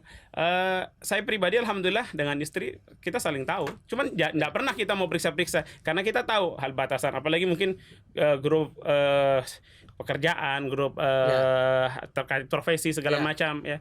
Ada hal-hal yang mungkin kalau kita tidak terlalu tahu hal-hal itu jauh lebih bagus bagi keluarga kita. Kadang tahu setiap masalah itu jadi masalah yang awalnya bukan masalah. Karena dia bacanya di pertengahan atau di akhir Ustaz. Apalagi ya kalau ada hal-hal tadi, kecuali kalau memang ada kekhawatiran atau ada indikasi, ya boleh-boleh saja dia buka. Dia buka. Tapi asalnya suami istri itu adalah saling percaya. Kemudian tapi harus kepercayaan kita tidak menyebabkan kita boleh mengetahui privasi orang lain yang bukan pasangan kita. Ini harus kita disadarkan bahwasanya yang ada di HP ini tidak semua terkait tentang kita. Tapi ada terkait tentang orang lain, apalagi terkait dengan profesi saya sebagai ustadz, Kodeni sebagai pengacara. Ini kan jelas ada rahasia orang lain yang kita tidak boleh bongkar bahkan terhadap pasangan kita. Nah, ini juga harus dijelaskan supaya dia tahu bahwasanya asalnya boleh, tapi terkait dengan ini tolong dimengerti. Ini dimengerti. Artinya mungkin juga kita kan kalau membahas chat itu tahu waktu lah.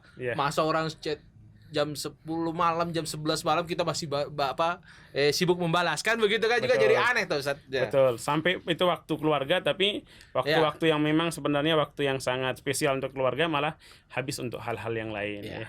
Maka kita saling paham dalam hal ini dan tumbuhkan rasa husnudon, prasangka baik kepada pasangan, Percaya pada ya, pasangan. percaya pada pasangan, dan ini saling bukan pencitraan, tapi kita pun supaya dia percaya sama kita, kita juga jaga.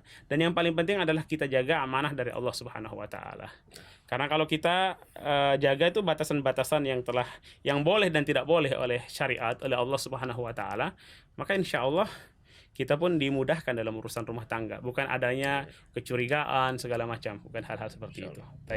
Ini sekarang kita masuk sedikit ke nafkah lahir, Ustaz.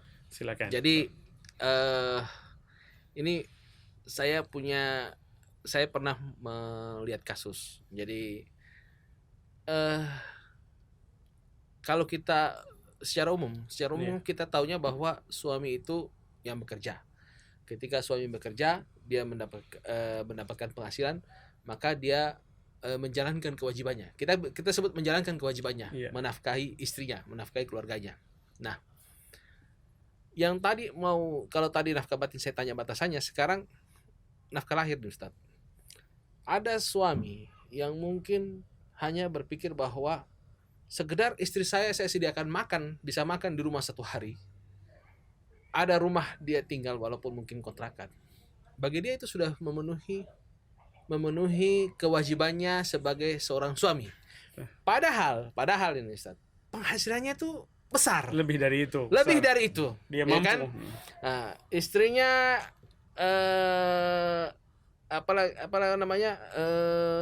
bajunya mungkin ya kapan dia bisa beli dia belikan begitu aja. Nah, padahal penghasilannya itu kan lebih. Apakah suami seperti ini? Artinya kalau kita bicara orang punya kewajiban, kan ada orang yang sekedar saya yang penting saya sudah terbebas dari kewajiban saya sudah jalankan. Ini sudah selesaikan kewajiban saya.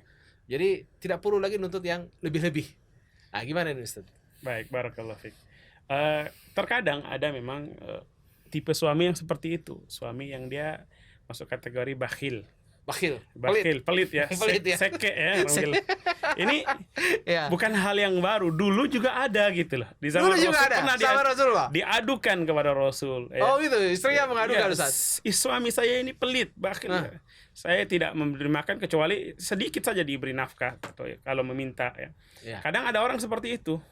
Boleh nggak istrinya sampai bertanya, boleh nggak saya ngambil harta suami? Itu kan hartanya suami tuh. Dia bekerja dia tanpa sepengetahuan dia. Kata Rasulullah boleh, yang ma'ruf, artinya untuk cukup kebutuhan istri tadi dengan anak-anaknya, kebutuhan yang wajar, bukan dia berfoya-foya mau jalan-jalan kemana berlebihan. Misalnya uangnya sebenarnya untuk orang biasa dengan strata sosial kelas keluarga ini wajarnya seperti apa gitu, atau bisa dibandingkan dengan keluarganya dia. Kalau dia memang nggak mampu tadi, misalnya nggak mampu, dia hanya bisa menyediakan rumah kontrakan yang seadanya, mungkin berapa kali berapa, terus makannya begini. Ini memang karena kemampuan dia seperti itu, nggak ada masalah kan. Yang penting istrinya juga ridho gitu. Dan dia tahu kondisi suaminya seperti itu. Tapi suami mampu. Kasusnya suami mampu. Tapi dia pelit. Ya, maka ini tadi sampai bahkan boleh mengambil untuk yang sepantasnya untuk dia dan anak-anaknya. Solusinya itu saja, Ustaz? Ya, tentu bukan itu solusinya. Bukan hanya itu maksudnya. Itu diperbolehkan. Artinya itu diperbolehkan. Diperbolehkan. Tentu kalau hal-hal seperti ini dikomunikasikan dulu di internal keluarga suami istri dengan cara yang baik ya. Tapi kalau sudah sampai kadang orang yang benar-benar bakhil ini orang yang mohon maaf kadang pelit sekali, itu sudah susah.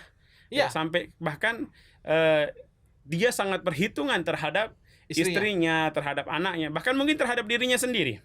Ya, mungkin ada sebagian orang. Jadi mungkin dia lebih sedang menyimpan uang. Kalau dia sakit, dia tidak mau ke rumah sakit, kenapa? Nanti saya punya uang berkurang.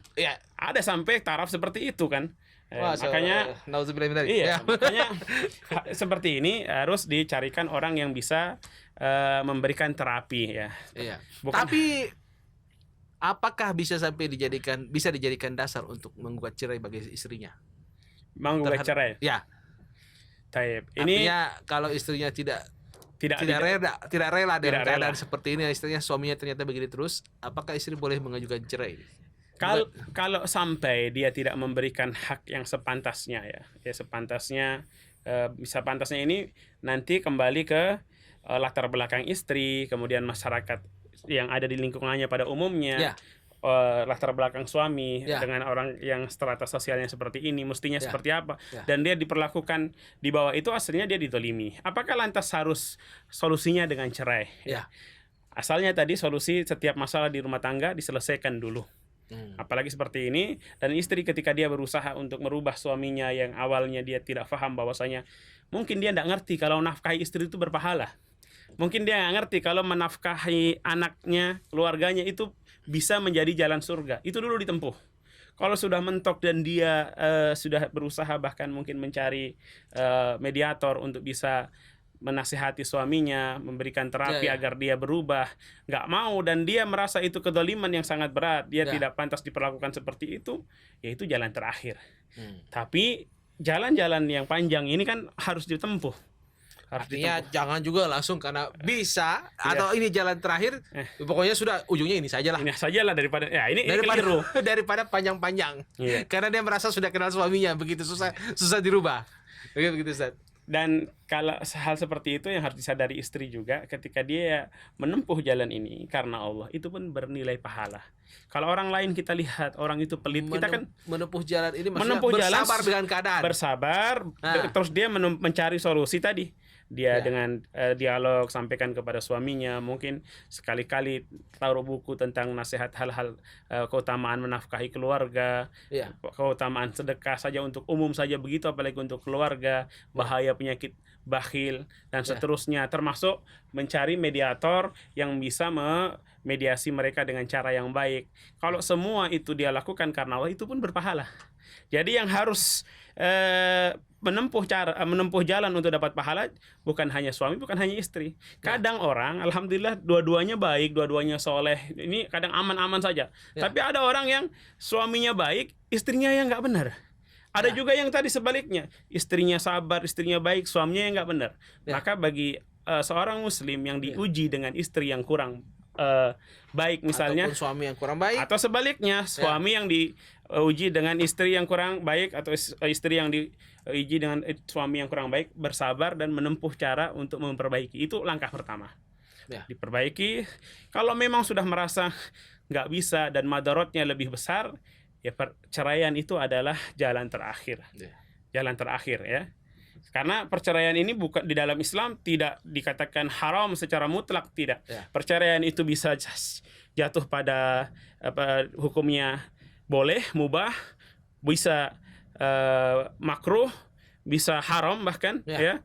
Bahkan bisa dianjurkan. Itu tergantung kondisi kan? Ya. Tergantung kondisi. Maka ya, tapi asalnya perceraian dalam Islam itu hal yang tidak disukai. Maka ada riwayat walaupun hadisnya dhaif, abghatul halal indallahi at-talaq. Itu hadisnya dhaif. Hal yang Yang paling dibenci oleh Allah meskipun itu halal adalah talak. Hadisnya dhaif ya, secara sanad. Sebagian mensahihkan maknanya, Padahal itu menguatkan makna. masyhur itu, terkenal itu. Oh iya, masyhur, banyak hadis masyhur yang ternyata nggak ada secara sanad lemah ya. Dan tapi benar, asalnya perceraian itu tidak disukai, dibenci, karena itu adalah perkara yang dicintai oleh iblis, dicintai oleh setan. Ya. Ya, makanya jangan apa-apa sedikit cerai. Apalagi pengantin-pengantin baru nih, ya. Kalau sudah lewat 3 bulan, 6 bulan, hati-hati. Istri kadang yang pertamanya begitu, sedikit-sedikit pulangkan saja saya ke orang tuaku lah, gini segini. Masalah sedikit, suami jangan terpancing. Istri dia mau minta cerai sehari 3 kali kayak minum obat, atau bahkan mungkin 10 kali sehari. Selama suami santai-santai saja tidak mengatakan apa iya atau saya cerai, tetap tidak jatuh talak, Ustaz, ya? Tetap tidak jatuh talak. Jadi biarkan saja menggonggong ataupun berkicau. Yang ngomong bukan istri. Jadi suami harus bersabar, ya. Suami bersabar. Tapi kadang ya kita terkadang kalau masih muda mudah terpancing. Ya. Padahal kuota tolak itu maksimal 3 kali tuh. Ini yang kadang nggak dipahami oleh sebagian besar kaum muslimin. Sudah bilang talak sampai 3 kali, bahkan sampai 7 kali, masih sama-sama. Padahal haram itu. Ya nggak boleh kan gitu. Iya. Baik gitu. Ya, artinya ini nih benar-benar satu pelajaran lah penting bagi pasangan ya, saja. Benar. Jadi pasangan suami istri itu ya tidak hanya sekedar pokoknya pengen nikah, melepaskan syahwat, Terus Selesai. sudah selesai. Ternyata tanggung jawab besar. Tanggung jawabnya besar. Gitu. Itu tadi hanya salah satu apa yang diperoleh dari nikah, menyalurkan syahwatnya dengan cara yang benar, berpahala, tapi memang harus didasari dengan ilmu. Sehingga yang awalnya mungkin menurut persepsi sebagian orang nggak ada bedanya dengan hal yang lain, sama-sama menyalurkan syahwat, padahal ini hal yang sangat berbeda. Ya. Dalam Islam pernikahan itu sangat agung. Bahkan setelah pernikahan, ya, hubungan suami istri yang notabene hubungan ranjang, hubungan biologis, itu bukan hal yang sembarang, itu hal yang sangat penting di dalam Islam. Ketika seorang menikah, ya, terus dia akan berhubungan suami istri, dari hasil hubungan suami istri ini bisa jadi nanti akan melahirkan seorang anak yang itu bisa jadi anak itu memberikan pengaruh yang besar bagi kaum muslimin, bahkan bagi dunia. Iya. Iya, makanya dalam Islam kan ada aturannya. Ketika suami istri, ya kan, ingin menjalankan tugas, ini tugas mulia. Kadang orang nggak sadari bahwasanya hubungan biologis suami istri itu adalah tugas mulia. Dengan syarat apa? Landasannya, orientasinya adalah karena Allah. Maka diajarkan bagaimana bahkan membaca doa sebelum itu, ya kan? Allahumma janibna syaitana wa janibi syaitana ma razaqtana, kan gitu. Ya Allah, jauhkanlah kami dari syaitan dan jauhkanlah syaitan dari apa yang Kau karuniakan kepada kami. Supaya kalau lahir anak, anaknya tidak kesana kemari, tidak rusak, artinya dijaga oleh Allah Subhanahu wa taala. Syaitan tidak bisa menyebabkan dia jadi murtad misalnya. Kemudian tadi ya mudah diharapkan dari situ akan lahir generasi yang bisa bermanfaat bagi umat, kan begitu. Jadi bukan sekedar tidak sedikit ustadz yang terkenal itu orang tuanya ternyata biasa-biasa aja, ustadz. Iya, Kan begitu, ustadz. betul. Iya. Ya kan, ternyata dari orang tua yang biasa-biasa, mungkin orang awam, ternyata anaknya jadi ustadz yang masya Allah, yang luar ini biasa, kan luar biasa, betul. begitu. Ketatannya pada Allah dan lain sebagainya, begitu ustadz. Betul. Jadi, makanya kita ketika terjadi pernikahan itu hal yang sangat sakral. Termasuk ketika terjadi hubungan suami istri, itu bukan hal yang biasa-biasa atau sekedar pelampiasan syahwat, bukan. Itu bagian dari itu, dan di dalamnya hal-hal yang sangat luar biasa banyak sekali. Apalagi kalau kita berbicara tentang keutamaan segala macam, ya kan? Ya. Nah, silakan.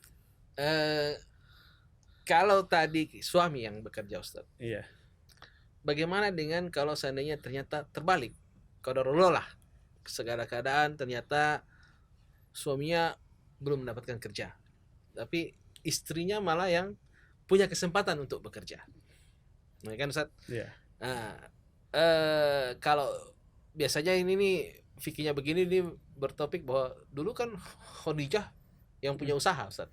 Iya. Nah, tapi ini sekarang kalimatnya saya bukan tanya istri yang punya usaha nih, Ustaz. Kalau punya usaha kan biasanya mungkin suami membantu istri. Jadi usahanya dijalankan bersama-sama. Itu mungkin. Tapi ini istri kalimatnya bekerja, Ustaz. Apakah diperbolehkan oleh syariat bahwa istri bekerja kemudian akhirnya suami yang di rumah? Bapak rumah tangga. Bapak rumah tangga. Barakallahu fiik. Asalnya suami itu tadi disebutkan dalam Al-Qur'an, wa bima anfaqu min amwalihim. Dia jadi pemimpin, diantaranya sebab utamanya adalah Allah memang menetapkan itu. Ya. Kemudian secara umum laki-laki sebagai pemimpin. Iya.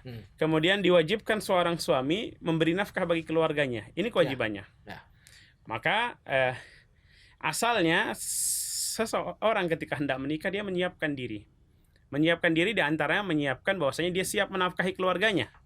Ya. Dan dia sampaikan kemampuan dia secara terus terang. Yang jadi problem kadang, orang dia ketika maju mau melamar dengan segala hal yang wah. Bahkan acara tadi dibilang walimahan, kelihatan luar biasa semuanya, dia mampu bayar. Ya. Dia nggak ceritakan aslinya, dia pinjam. Ya. Ternyata semuanya pinjaman. Setelah itu, setelah menikah baru kaget. Akhirnya ternyata ada hutang. Ternyata hutang ini, hutang itu, dan dia pun mungkin pekerjaannya serabutan. Padahal dalam Islam sebenarnya memang terkait pekerjaan itu nggak harus pekerjaan tetap, dalam artian dia harus pegawai, dia harus apalagi pegawai negeri, ASN segala macam, udah harus. Laki-lakinya misalnya. Laki-lakinya. Ya. Bagaimana dengan kondisi yang terjadi kalau ternyata sudah menikah, suaminya nggak punya pekerjaan, istrinya yang bekerja? Ya. Apakah istri boleh bekerja dalam Islam? Ini pertama tentu kalau dilihat pekerjaannya tidak melanggar syariat boleh. tidak melanggar syariat. Jadi Batas-batas syariat. batasannya langsung kita to point saja. Batasannya syariat Batasan syariat. sepanjang tidak bertentangan dengan syariat. Betul, pekerjaannya dia dan tempat dia bekerja, lingkungannya, ya kan, Ya. tidak ada batasan-batasan yang dilanggar dan suaminya mengizinkan. Tapi satu hal, suami tetap punya kewajiban untuk memberi nafkah. Bukan dia lantas kamu kerja sekarang kamu yang menafkahi keluarga. Tidak, Ah, ini. tidak seperti itu. Ini. Istri dia misalnya punya penghasilan dengan cara yang halal yang boleh katakanlah ya. Kemudian dia membantu suami, Ya. itu bernilai sedekah, bernilai pahala bagi istri. Tapi tidak lantas suami dia menyerahkan tanggung jawab menafkahi keluarga kepada istrinya. Kepada Ini istri. keliru. Karena mentang-mentang istrinya bekerja. Istrinya bekerja, Dan saya dia di rumah. belum punya pekerjaan, dia Dia masih belum di rumah bekerja. saja. Kalau ternyata qadarullah misalnya suaminya awalnya bekerja, kemudian dia kena PHK ya kan, Ya. atau apa, Ah. istrinya masih bekerja, dia Ya. dia membantu, ya istrinya hendaknya bersabar, tidak lantas dia saya yang punya uang sekarang saya yang mendikte suami, tidak. Ini saling membantu, mensupport suaminya terus untuk bekerja. Dan- Bila perlu suami Artinya suami harus berusaha keras Suami juga berusaha. untuk mencari kerja. suami harus berusaha karena itu kewajiban dia. Walaupun mungkin gajinya nanti lebih kecil daripada gaji istrinya, Ustaz. Tidak mengapa, walaupun gajinya mungkin istrinya lebih besar gajinya, Ya. tapi tadi sebagai seorang istri dia harus menempatkan diri. Pemimpin dia adalah suaminya. Jangan juga Suami karena- ini jalan surga loh. Jangan karena dia gaji saya lebih besar dari kamu. Ya. Akhirnya apa? Dia semena-mena dengan suaminya. Bahkan kadang merendahkan suaminya, ini tidak boleh dalam Islam. Ya, Ya, tidak boleh. artinya Artinya karena saya kerja capek ini, Iya. kau yang di rumah kau cuci piring, kau cuci baju dan lain sebagainya. Padahal itu asalnya ya sebenarnya kan nggak ada masalah juga, Ustaz. Kalau saya suami membantu istrinya cuci piring, benar. cuci baju, ya. Benar. Kan nggak ada masalah juga sebenarnya, Ustaz. Asalnya Ya. ya pekerjaan rumah tangga. Kerjaan rumah tangga. Suami melakukan pekerjaan rumah tangga itu bukan aib. Bahkan Rasulullah melakukan loh. Rasulullah bantu keluarganya. Rasulullah kadang menjahit sendalnya sendiri. Karena fi mihani ahli. Kalau sehari-hari biasanya Rasul juga melakukan pekerjaan keluarganya.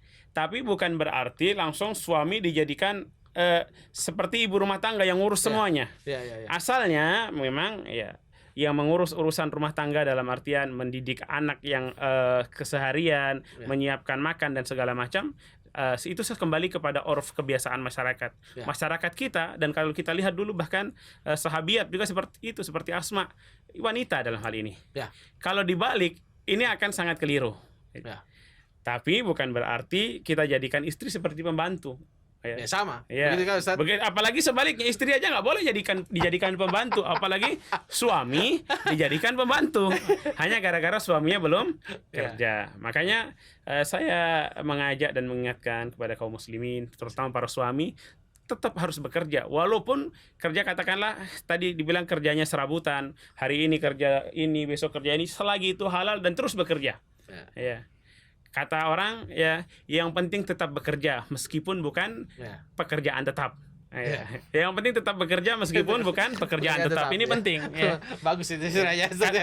Ya kadang orang berpikir kalau kerja terus pekerjaan tetap harus pakai seragam, harus gaji bulanan. Harus gaji ini mentereng lah. Ya, betul. Dan dalam masalah ini memang kadang Allah menguji seseorang dengan ini. Tapi di kemudian hari ya Allah bukakan rezeki yang sangat luas. Ya. Dan ini tidak sedikit kasus seperti ini. Seorang istri diuji dengan suaminya yang mungkin dia lagi pas saat itu dia awalnya bekerja di suatu perusahaan atau di suatu instansi kemudian kena PHK. Lantas istrinya semena-mena. Tapi kesabaran, kegigihan suami di kemudian hari ya kadang sampai istrinya minta cerai. Ternyata setelah suaminya bersungguh-sungguh sabar, dia berhasil sukses, baru dia gigi jari. Ini kan tentu tidak diharapkan. Seorang istri dan suami harus saling mensupport, tapi suami tahu kewajiban dia, istri tahu juga kewajiban dan apa yang harus dilakukan untuk suaminya. Nah, ini. Jadi kalau tahu diri, sadar diri, semua bisa dibicarakan. Semua bisa dibicarakan. Dan Dua-duanya, tatkala istri, ya ini berlaku dua-duanya gitu kan. Bukan kita sedang menuduh atau menyoroti satu pihak, bukan. Ya. Atau apalagi kita sebagai suami nih terus kita menyalahkan istri, tidak juga. Kita berbicara yang semestinya tadi, karena tadi sudah kita singgung banyak yang ada di dalam gambaran dia yang dia lihat ya keluarga orang tuanya. Padahal belum tentu semuanya benar. Ya, iya, artinya kan orang tua itu kan biasanya ya kompromi antara mereka berdua kan, begitu kan. Betul. walaupun mungkin artinya kita merasa bahwa inilah contoh yang paling baik yang kita lihat, Betul. begitu kan? Karena dia yang lihat itu saja. Iya, tapi kan yang kita alami kan tidak sama apa yang dialami Benar, orang tua, benar. Ustaz. Begitu. Dan latar belakang masing-masing berbeda. Ya. Yang latar belakang masing-masing berbeda. Intinya terus saling mensupport. Kalau ada yang memang dalam kondisi dia sedang jatuh atau dalam kondisi lemah, dibantu, jangan justru diinjak, kasihan. Apalagi suami, ya.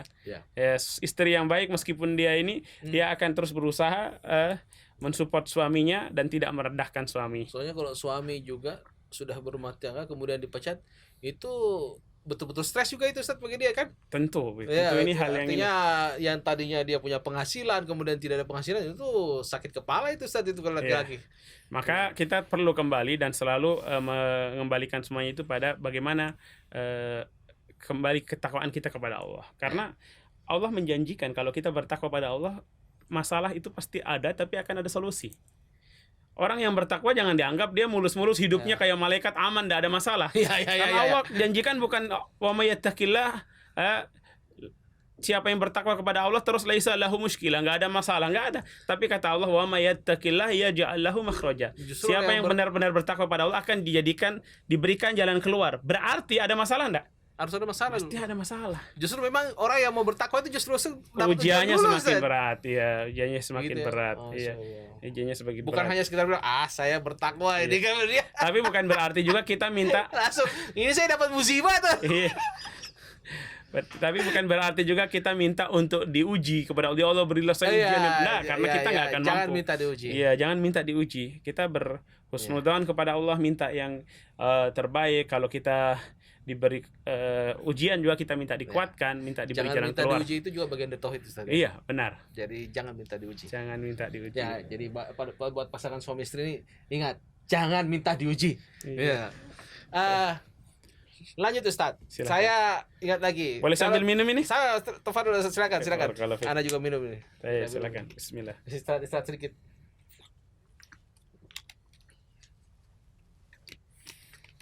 Baik, silakan. Jadi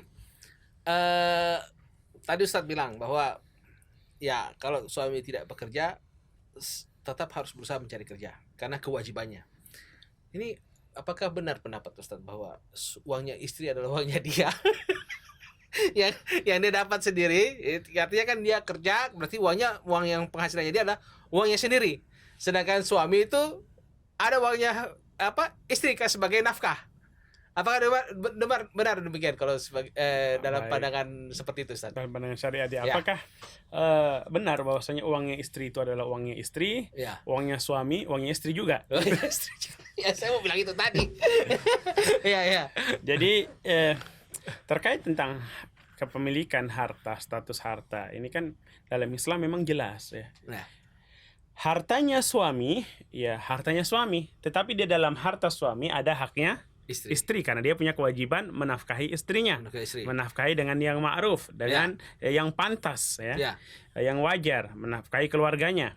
Ya. Tapi bukan berarti semua milik suami jadi miliknya istri. Ini yang di masyarakat kita kan kalau ATM suami itu yang pegang istri tuh ya. Makanya sampai ada kalau sudah kalau ciri-cirinya kalau orang yang bayarin yang perempuan berarti itu suami istri. Kalau yang bayarin ini yang laki-laki bukan suami istri. Bukan suami istri. Oh, itu ciri-cirinya ya. Padahal tidak demikian. Saya yang bayarin. Karena saya pegang uang. Istri saya pegang uang tapi uangnya dia. Oh, begitu, Ustaz. Tapi uangnya dia. Kalau saya pegang, uang saya. Uang saya. Yang di situ ada hak istri dan saya. Kalau saya pergi makan traktir istri sama-sama, saya yang bayarin dong. Masa saya minta dibayarin sama istri? Kalau suami yang titip uangnya di istri, Ustaz dianggap istri. Semua Ini yang jadi masalah lain. Iya. Seakan-akan ya kalau kita ini semuanya harus istri yang pegang. Ini akan jadi repot. Ketika kita semua yang pegang istri, sekarang suami yang mencari nafkah, kemudian istri yang ngatur semuanya. Ya. Sampai dia mau bersedekah pun harus izin istri. Dalam artian minta sama istri. Ya. Keluarin dong ini. Baru mau sedekah. Bahkan mungkin dia mau berbakti pada orang tuanya, dia nggak bisa. Karena harus minta sama istri. Makanya dalam Islam mestinya uang suami, dia uangnya suami, dan suami mengaturnya kecuali kalau suaminya ini termasuk orang yang nggak bisa ngatur uang dan istrinya bisa Benar. amanah, ya istrinya mungkin membantu suaminya. Tapi kan memang umumnya laki-laki nih. Kayak Ini- gitu Ustaz. Kalau ya ini kita bicara keumuman Kamu laki-laki di, Ustaz, di ya. tempat kita ya, di Ya, negara kita. laki-laki itu kan kalau pegang uang cepat habis Ustaz. Ya. Entah karena hobinya, entah karena ini, karena itu. Kadang-kadang prioritasnya itu kan gak jelas gitu Ustaz.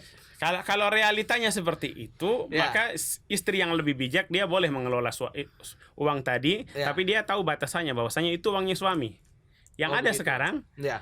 kalau sudah dipegang istri, uang Jadi istri uangnya semua. istri. Uang istri semua. Ya, suami nggak punya uang kan? Iya, ini iya, ini iya. berbeda, ya kan?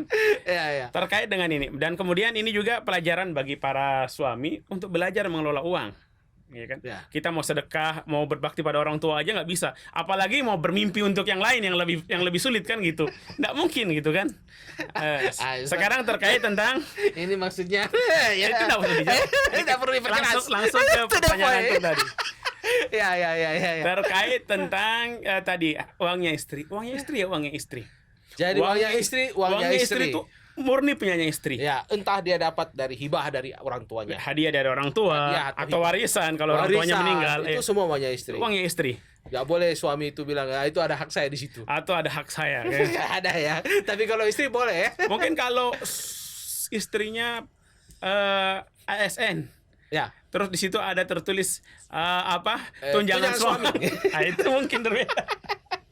Ya, Tapi kalau ini secara umum uangnya istri itu uangnya istri. Uangnya istri itu adalah uangnya istri. Ya. Kalau istri memberikan hadiah atau sedekah pada suami, hadiah lah. Ya. Ya jangan terkesan selalu suaminya miskin dia kasih hadiah, dia kasih sedekah gitu kan. Ya. Hadiah itu lebih pantas, di hadiah atau ini itu bernilai pahala, pahala yang sangat besar. Ya. Tapi jangan nanti diungkit-ungkit gitu kan. Berarti kan lanjut Ustadz. Kalau uangnya istri dia belikan rumah, berarti rumahnya itu adalah rumahnya istri. Ataupun uangnya istri katanya beli rumah nggak cukup terus suaminya nambah, berarti itu tetap jadi rumahnya istri, berarti haknya istri berarti Ustadz ya. Kalau yang pertama tadi istri punya uang, dia Ya. belikan barang apapun itu, kemudian Dianggap di rumah Ustadz, paling gampang rumah ini. rumah atau mobil, ya Nanti kan? ini soalnya mau Ya, saya oke. tanya lanjutannya. Baik, ini ada ekornya ya. Ada ekornya ya. Anggap Jadi rumah. istri beli rumah pakai uangnya sendiri, jelas Ya. itu uangnya istri. Rumahnya Rumahnya istri. Kecuali istrinya bilang ini rumah saya hadiahkan buat suami saya. Ya. Kan ada istri yang sampai seperti itu. Ya, Oh dia belikan Masya Allah. uang itu ke suaminya Ya. apa semuanya ada. Tapi Mudah-mudahan asal banyak, Ustadz. mudah-mudahan banyak ya. Iya, ya. Berarti banyak istri yang kaya nanti. Tapi asalnya rumah itu milik istrinya. Bagaimana kalau dia tadi ada harta suami? Tergantung akadnya bagaimana. Suami nombok untuk dia belikan, diberikan uangnya itu sebagai kepemilikan kepada istri, atau saya bantu berarti ini ada hak saya dong rumah ini, ada Berarti saham saya. Ini berbeda. Ini akad antara suami dan istri. Suami dan istri. Harus jelas berarti, Harus Ustaz. jelas. Ya. Biasanya begini, idealnya kalau kita memberikan nafkah kepada istri dan keluarga kita itu kan, Ya. kebutuhan berapalah katakanlah dari gaji kita mungkin untuk makan, dan makan aja dulu lah, makan setiap bulan. Katakan sepertiga dari gaji. Tergantung Kalau gajinya ya. gajinya, kalau Tergantung gajinya- gaji dan keluarganya. Ya, kita ambil Kita ambil yang gampang. Ambil gampang. Iya. Sepertiganya Seperti- untuk keluarga. Untuk ini Kebutuhan keluarga. kebutuhan satu bulan ini kan termasuk Kebutuhan makan, dia juga makan. makan nih. Iya. Iya. Kemudian dia kasih uang untuk istrinya, katakanlah istrinya sebagai hadiah untuk dia jajan, untuk dia boleh dia berikan pada istri, dan semestinya begitu. Semestinya begitu, Untuk lebih kebutuhan pribadi istri. untuk kebutuhan pribadi istrinya. Iya, itu kan juga nafkah wajib itu, Ustaz. Iya. Di luar daripada keperluan keluarga. Iya, di luar keperluan keluarga. Iya. Termasuk kalau mungkin istri, dia kan pingin istrinya cantik. Iya. Kata mama zaman sekarang, Nggak ada cantik, juga butuh modal. Ya, cantik juga butuh modal. Nggak ada cantik nggak butuh modal. Cantik nggak butuh modal itu. Iya. Ya, susah gitu Iya. kan. Lawan gravitasi, lawan segalanya, Ustaz. Cantik butuh modal diberikan. Terus istrinya pandai. Kalau itu tadi sudah jadi haknya istri kalau sudah diberikan istri. Oke, kalau suami Makanya juga- idealnya tadi saya bilang dia mau beli suami- kah, nggak beli kah, dia mau beli kah atau dia mau tabung kah, pokoknya itu haknya istri lah Haknya begitu. istri, Ustaz. Jangan diungkit-ungkit, jangan karena Iya. nanti kemudian istrinya akhirnya make upnya mungkin nggak dibeli full lah bulan ini. Jadi kan ada tabungan. Lalu kemudian suatu saat punya tabungan istri lalu bilang, "Ah, itu kan dari uang saya," begitu kan. diminta Ustaz, lagi gitu ya. Diminta lagi. Nggak. Karena Ya. statusnya sudah diberikan. Ya, itu Apapun, itu haknya istri. Kalau yang terkait tadi kan misalnya beli rumah uangnya nggak cukup, suami nombokin. Nombok ini suami dia memberikan sebagai apa? Sebagai hadiah, sebagai sedekah, atau dia ingin punya saham di rumah itu? Ini jelas. Ya. Kalau ndak ada akad apa segala macam, Ya. ya maka ini biasanya ditanyakan kalau ada. Pertama sebenarnya dari kebiasaan dia. Kalau dia ngasih uang untuk istrinya selama ini hal seperti ini dikasih, ini biasanya pemberian kepada istri secara umum. Berarti Yang ini masuk. nombokan ya. Iya, berarti ini masuk kepunyaan istri.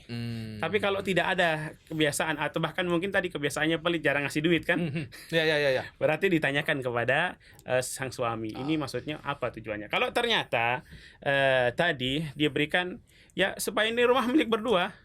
Milik berdua berarti nanti kalau ada ini milik berdua itu asalnya statusnya dia memiliki hak rumah tadi sesuai dengan saham yang dia berikan. Artinya uang yang diberikan berapa persen? Misalnya harga rumah nih berapa? 200 juta nih, ya kan? Ya. Dia nomboknya 20 juta, ya Ya. kan?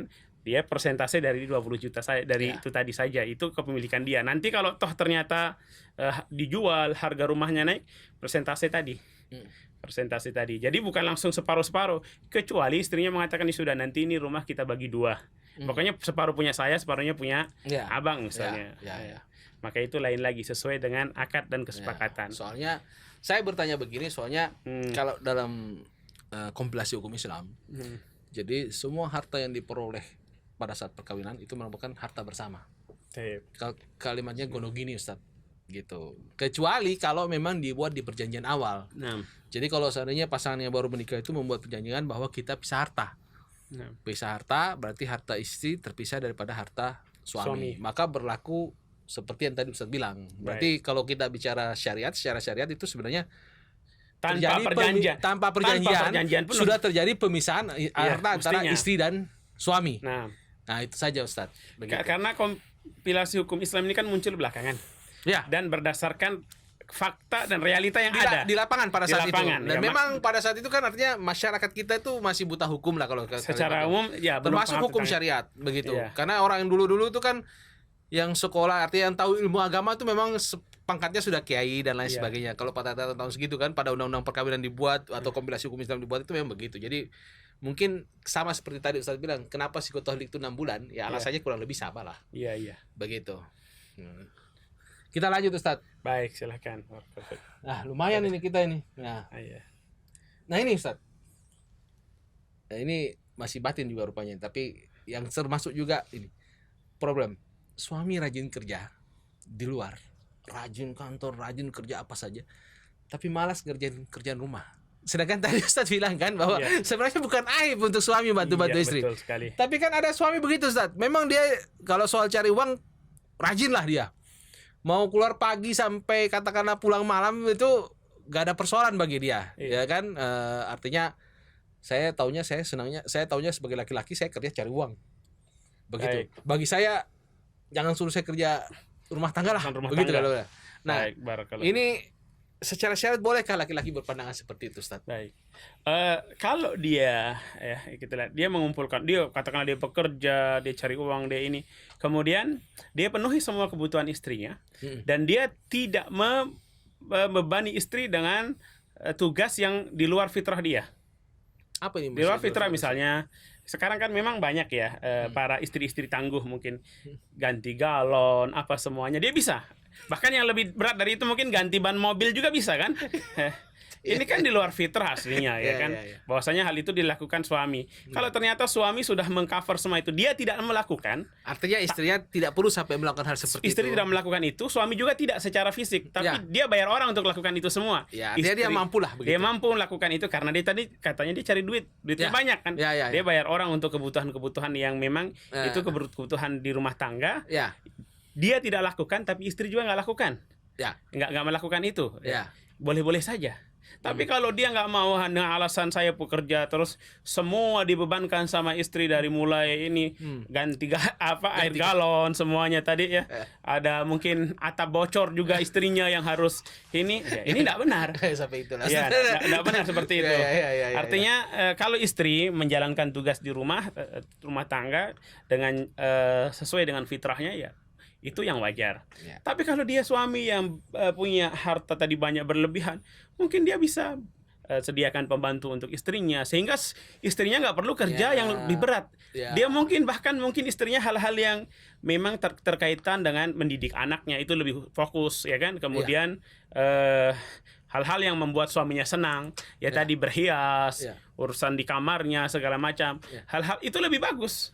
Ya, tapi kalau toh tadi ya istri bekerja di rumah dalam artian dia menyiapkan makanan atau dia mungkin mencuci juga, Ya. tapi dalam batasan-batasan yang wajar tidak mengapa.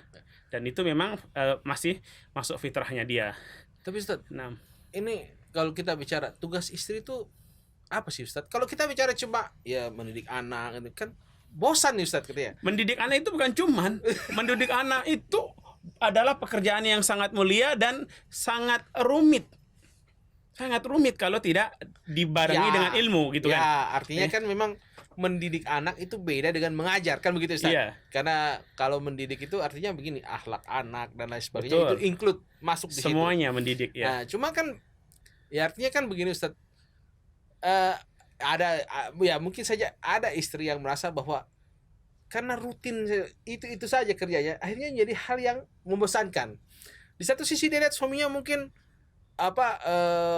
membangun network, relasi di kantornya, bertemu dengan banyak orang dan lain sebagainya. Artinya kan dia merasa membandingkan bahwa hidup saya kok cuma di sini-sini saja. Sekitar itu saja. Ya, di sini-sini saja. Kemudian Baik. suami saya kan ini wah ternyata suami saya bisa banyak pergaulannya dan lain sebagainya, mungkin begitu.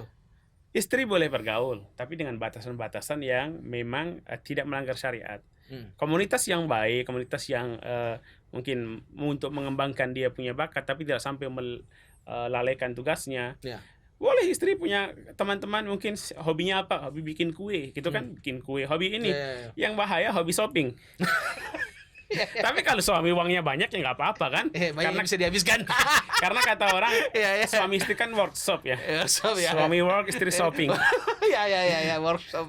Jadi bukan itu ya poinnya. Ya. Poinnya adalah ketika istri jenuh ini butuh perhatian suami.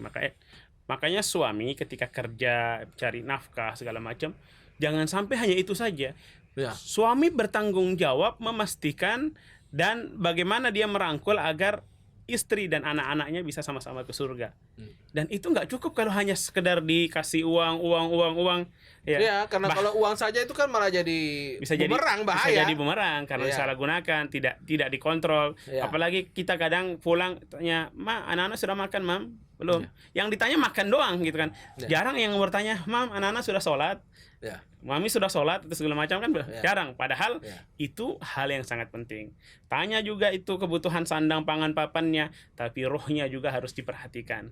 Dan kebersamaan suami istri ini yang bisa tadi mengimbangi semua tadi. Jadi jangan dibiarkan istri seakan-akan dia di rumah tidak yang dilakukan bukan hal yang penting, padahal istri itu memiliki peranan yang sangat penting.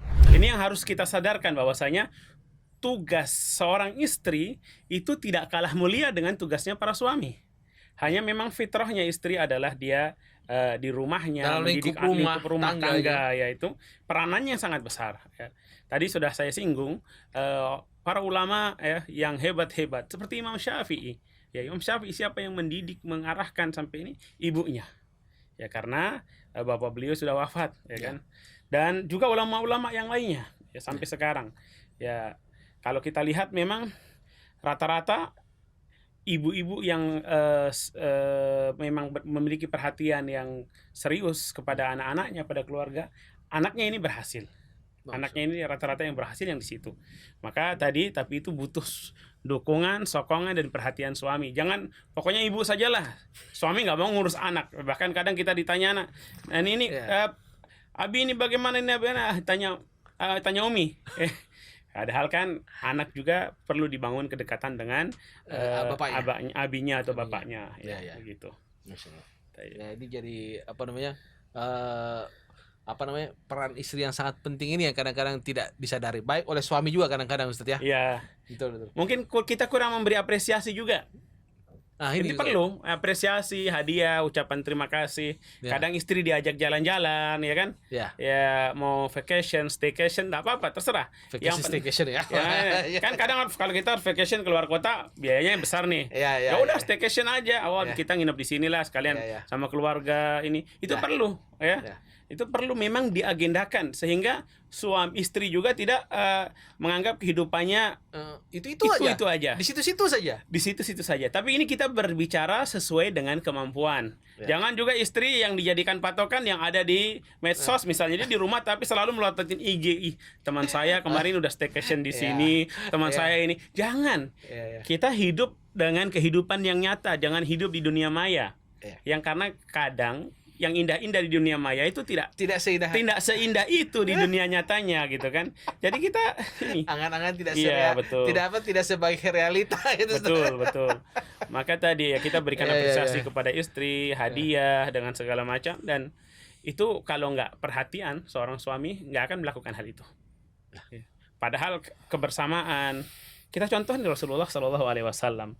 Ya, beliau memberikan apresiasi kepada istrinya bahkan kepada keluarganya. Bahkan pada hal yang mungkin kita nggak anggap itu penting. Rasulullah itu dalam riwayat disebutkan, riwayatnya sahih. Beliau sampai ngajak olahraga bareng istri tuh. Ngajak balapan tuh. Ya. Balapan lari. Sama Aisyah Ustaz ya. Iya, sama Aisyah radhiyallahu Ya. taala anha ummul mukminin. Ya. Ya tentu dengan keluarga, dengan istri-istri beliau yang lain pun ada hal-hal maukif-maukif yang indah yang nih. Itu contoh saja. Beliau seorang kepala negara, bahkan panglima perang, Ya. Pemimpin tertinggi kemudian umat Islam. pemimpin tertinggi umat Islam, nabi dan rasul, manusia yang paling mulia. Ya. Tapi beliau tidak merasa malu atau merasa turun Wibawanya hanya turun hanya gara-gara dengan istrinya. dengan istrinya berlari. Beliau suatu ketika beliau dari peperangan sama pasukan kaum muslimin yang banyak, beliau bilang, "Taqaddamu, kalian maju duluan." Suruh maju semua pasukannya. Ini di peperangan. Di dalam ketika dalam perjalanan setelah peperangan atau menuju peperangan. Ya. Kemudian setelah keluar setelah maju semua apa katanya? Ya Aisyah ta'ali usabikuki. Ayo Aisyah kita balapan lari. Karena saat itu memang ya namanya Aisyah ibunda kita Ummul Mukminin masih muda ya, jiwa mudanya ada, diajak untuk hal yang membuat bahagia beliau ya. Maka ini perlu kita belajar, kita mencontoh lah Rasulullah Shallallahu Alaihi Wasallam. Ya. Artinya suami istri itu saling bisa menghibur lah. Saling bisa menghibur. Ya. Jangan sampai cari hiburan masing-masing. cari Ini hiburan bahaya ini. Ya, bahaya. Ya, Ustaz. Nah, kita lanjut, Ustaz. Baik, Pak. Nah, ini. Kalau tadi istri kerja, suami ini. Nah, sekarang gimana, Ustaz? Kalau seandainya suami dan istri ini sama-sama kerja. Suami dan Jadi apa ya? Satu masalah yang saya pernah dapat. Jadi sama-sama punya usaha. sama-sama punya usaha. Jadi suami punya usaha, istri punya usaha. Tapi dalam pandangan saya, kualitas perkawinan mereka itu rendah. Kurang Artinya bagus. kurang inilah. Iya, Akhirnya hanya menikmati sama-sama mendapatkan uang, Ustaz. iya. Nah, ternyata itu menjadi problem selama berjalannya perkawinan mereka. Jadi suami merasa, oh, kok udah punya penghasilan, ini saya punya penghasilan, begitu. Istri merasa nggak Istri butuh juga. juga. Istri juga karena bisa dapat ini, akhirnya ya begitulah. Nah, ini kan problem, Ustaz. Dalam kacamata syariat, bagaimana ini, Ustaz? Masa, ya artinya gini, apakah memang suaminya harus meminta istrinya untuk berhenti bekerja? Ya, Berhenti berusaha, bukan bekerja, Ustaz. iya. Berusaha. Atau bagaimana, Ustaz? Baik. Barakallahu fikum. Ya. Terkait tentang istri yang bekerja tadi sudah kita singgung ya. Sekarang Artinya- berusaha lah ini. Ini usaha ini, Ustaz. Sebenarnya ini tidak beda jauh. Dia berusaha, entah itu sekarang modelnya jualan online atau segala macam, atau Ya, bahkan ya, dia ya. punya usaha yang real ya, Soalnya kalau usaha itu dalam pandangan saya, Ustaz, lebih besar, lebih menyita waktu. lebih menyita waktu. Kalau orang kerja itu kan jam kerja, Ustaz. Waktunya jelas. Waktunya jelas. Iya. Jadi kalau orang bekerja mungkin malah lebih banyak kompromi yang gampang dikompromikan kalau Iya, saya bilang. iya. Tapi kalau usaha itu enggak, Ustaz. Mungkin bangun pagi sampai mau tutup mata lagi usahanya masih dipikirin, Ustaz. Iya, iya. Ya, begitu. Ini. Terus sama-sama masing-masing punya Sama-sama masing-masing punya usaha. Ya. Maka semestinya ya, karena tadi kalau dia toh sudah punya usaha, suaminya juga punya usaha, seorang istri juga suami ya, dia harus memikirkan bahwasanya kebutuhan rumah tangga, kebahagiaan rumah tangga itu adalah hal yang paling utama. Hal yang paling utama. Ini harus menjadi Prioritas. prioritas. Bukan hanya Orang ketika ditanya, kenapa kamu bekerja ini semua, saya ingin membahagiakan keluarga saya kan. Tapi realitanya apa? Dia kumpulin duit dia ini, tapi ternyata mengorbankan kebahagiaan, kebersamaan keluarga.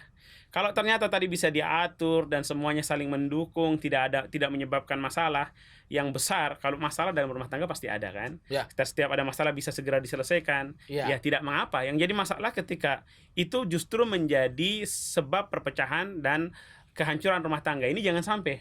Ya. Kalau toh tadi suami sudah punya usahanya sudah bagus, istri punya sudah bagus, ya dia semestinya tidak harus sampai mengorbankan waktu-waktunya bersama keluarga habis untuk usahanya. Dia bisa menggunakan orang lain, dia bisa atau meminta bantuan suaminya. Jangan sampai kita saya ini karena usaha saya mau sukses mencapai ini, akhirnya semua masing-masing jalan sendiri-sendiri, satu ke kanan, satu ke kiri. Jalan sendiri-sendiri. Ini yang saya bilang kualitasnya enggak ini. Ini yang disayangkan. Artinya apa? Yang perlu didudukkan adalah ingat, kebahagiaan, keutuhan rumah tangga ini prioritas utama dalam rumah tangga. Bukan uang, bukan hasil dari segala macam. Uang penting, tapi uang bukan jaminan kebahagiaan. Uang bisa mensupport, membantu kita bahagia, tetapi bukan kunci kebahagiaan, bukan kunci keharmonisan rumah tangga. Nah, tadi sudah diceritakan, ternyata sama punya duit, sama-sama ini kadang bukan jadi penyebab semakin akur, semakin sayang, tapi justru jalan masing-masing. Makin jauh. Kalau sudah ada hal-hal seperti ini, kita harus sadar ini bisa membahayakan rumah tangga. Kembali lagi duduk bersama, mencari solusi. Nanti solusinya ya bisa entah bagaimana caranya agar usaha mungkin tetap jalan, tapi tidak harus semua di istri terjun langsung. Istri, apalagi kalau sampai mengorbankan anak. Kadang kita lupa bahwasanya investasi terbesar kita ya anak itu diantaranya. Investasi berupa usaha apa semua itu tidak akan bisa mengalahkan pentingnya anak. Apalagi sudah punya anak, apalagi ini itu harus dijadikan perhatian. Ya, bukan berarti harus ditutup usahanya, jangan. Nggak mesti begitu. Kalau ternyata dia dicari saja caranya. Iya benar, dicari solusinya agar bisa tetap jalan, dan tadi yang jadi skala utama, yang jadi skala prioritas kita tidak terkalahkan. Skala prioritas adalah keluarga, kebahagiaan rumah tangga, kebahagiaan keutuhan rumah tangga. Ya ini yang harus dijaga. Jangan sampai gara-gara saya juga punya usaha, ini justru semakin menjadi penyebab perpecahan, ya mending enggak usah. Gitu. Baik, barakallahu fikum. Ana terima kasih banyak Ustaz, jazakallahu khair. Ini Ana mendapatkan ilmu hari ini, pada hari ini banyak sekali Ustaz ya. Sama-sama. Jadi kita juga. poin penting itu adalah kalau rumah tangga itu ini prioritas Ustaz. Rumah tangga prioritas. Prioritas. Jalan kita menuju surga ini ya dengan rumah tangga. Betul. Makanya apa Ustaz tadi sih itu kalau menikah itu setengah dari agama Ustaz ya? Iya, dalam riwayat yang sahih Rasulullah mengatakan ar-rajul idza razaqahullahu zaujatan shalihah faqad a'anathu ala nisfi dini. Kita kalau dikasih istri atau pasangan yang soleh, yang solehah, itu kita udah dapat separuh agama kita udah dibantu tuh. Separuh agama kita dibantu. Kita selesaikan dengan separuh yang lain dengan yang lebih baik. Artinya bukan cari istri baru lagi, bukan ya. Nanti jangan sampai salah paham, nanti separuhnya satu istri, separuhnya istri lain, enggak. Kalau 4 berarti 200% Ustaz. Iya, ini kan bukan itu maksudnya. Istri soleh ini dia membantu kita untuk menjaga agama kita, menjaga kehormatan kita, dan mengingatkan bahkan mungkin istri terkadang kita mungkin istri cerewet, tapi cerewet dalam kebaikan enggak apa-apa.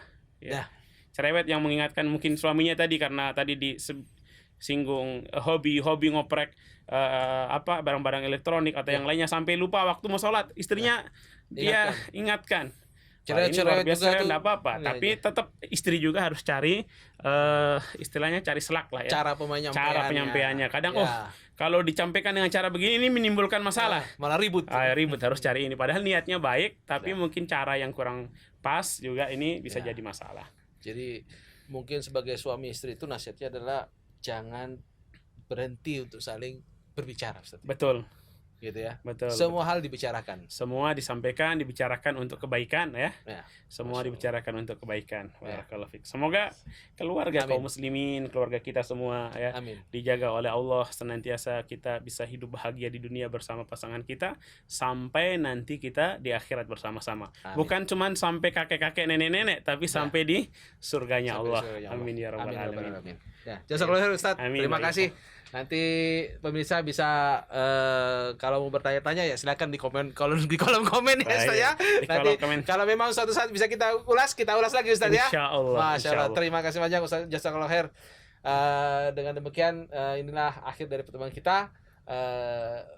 Semoga bermanfaat bagi kita semua. Amin, Assalamualaikum warahmatullahi wabarakatuh. Waalaikumsalam warahmatullahi wabarakatuh.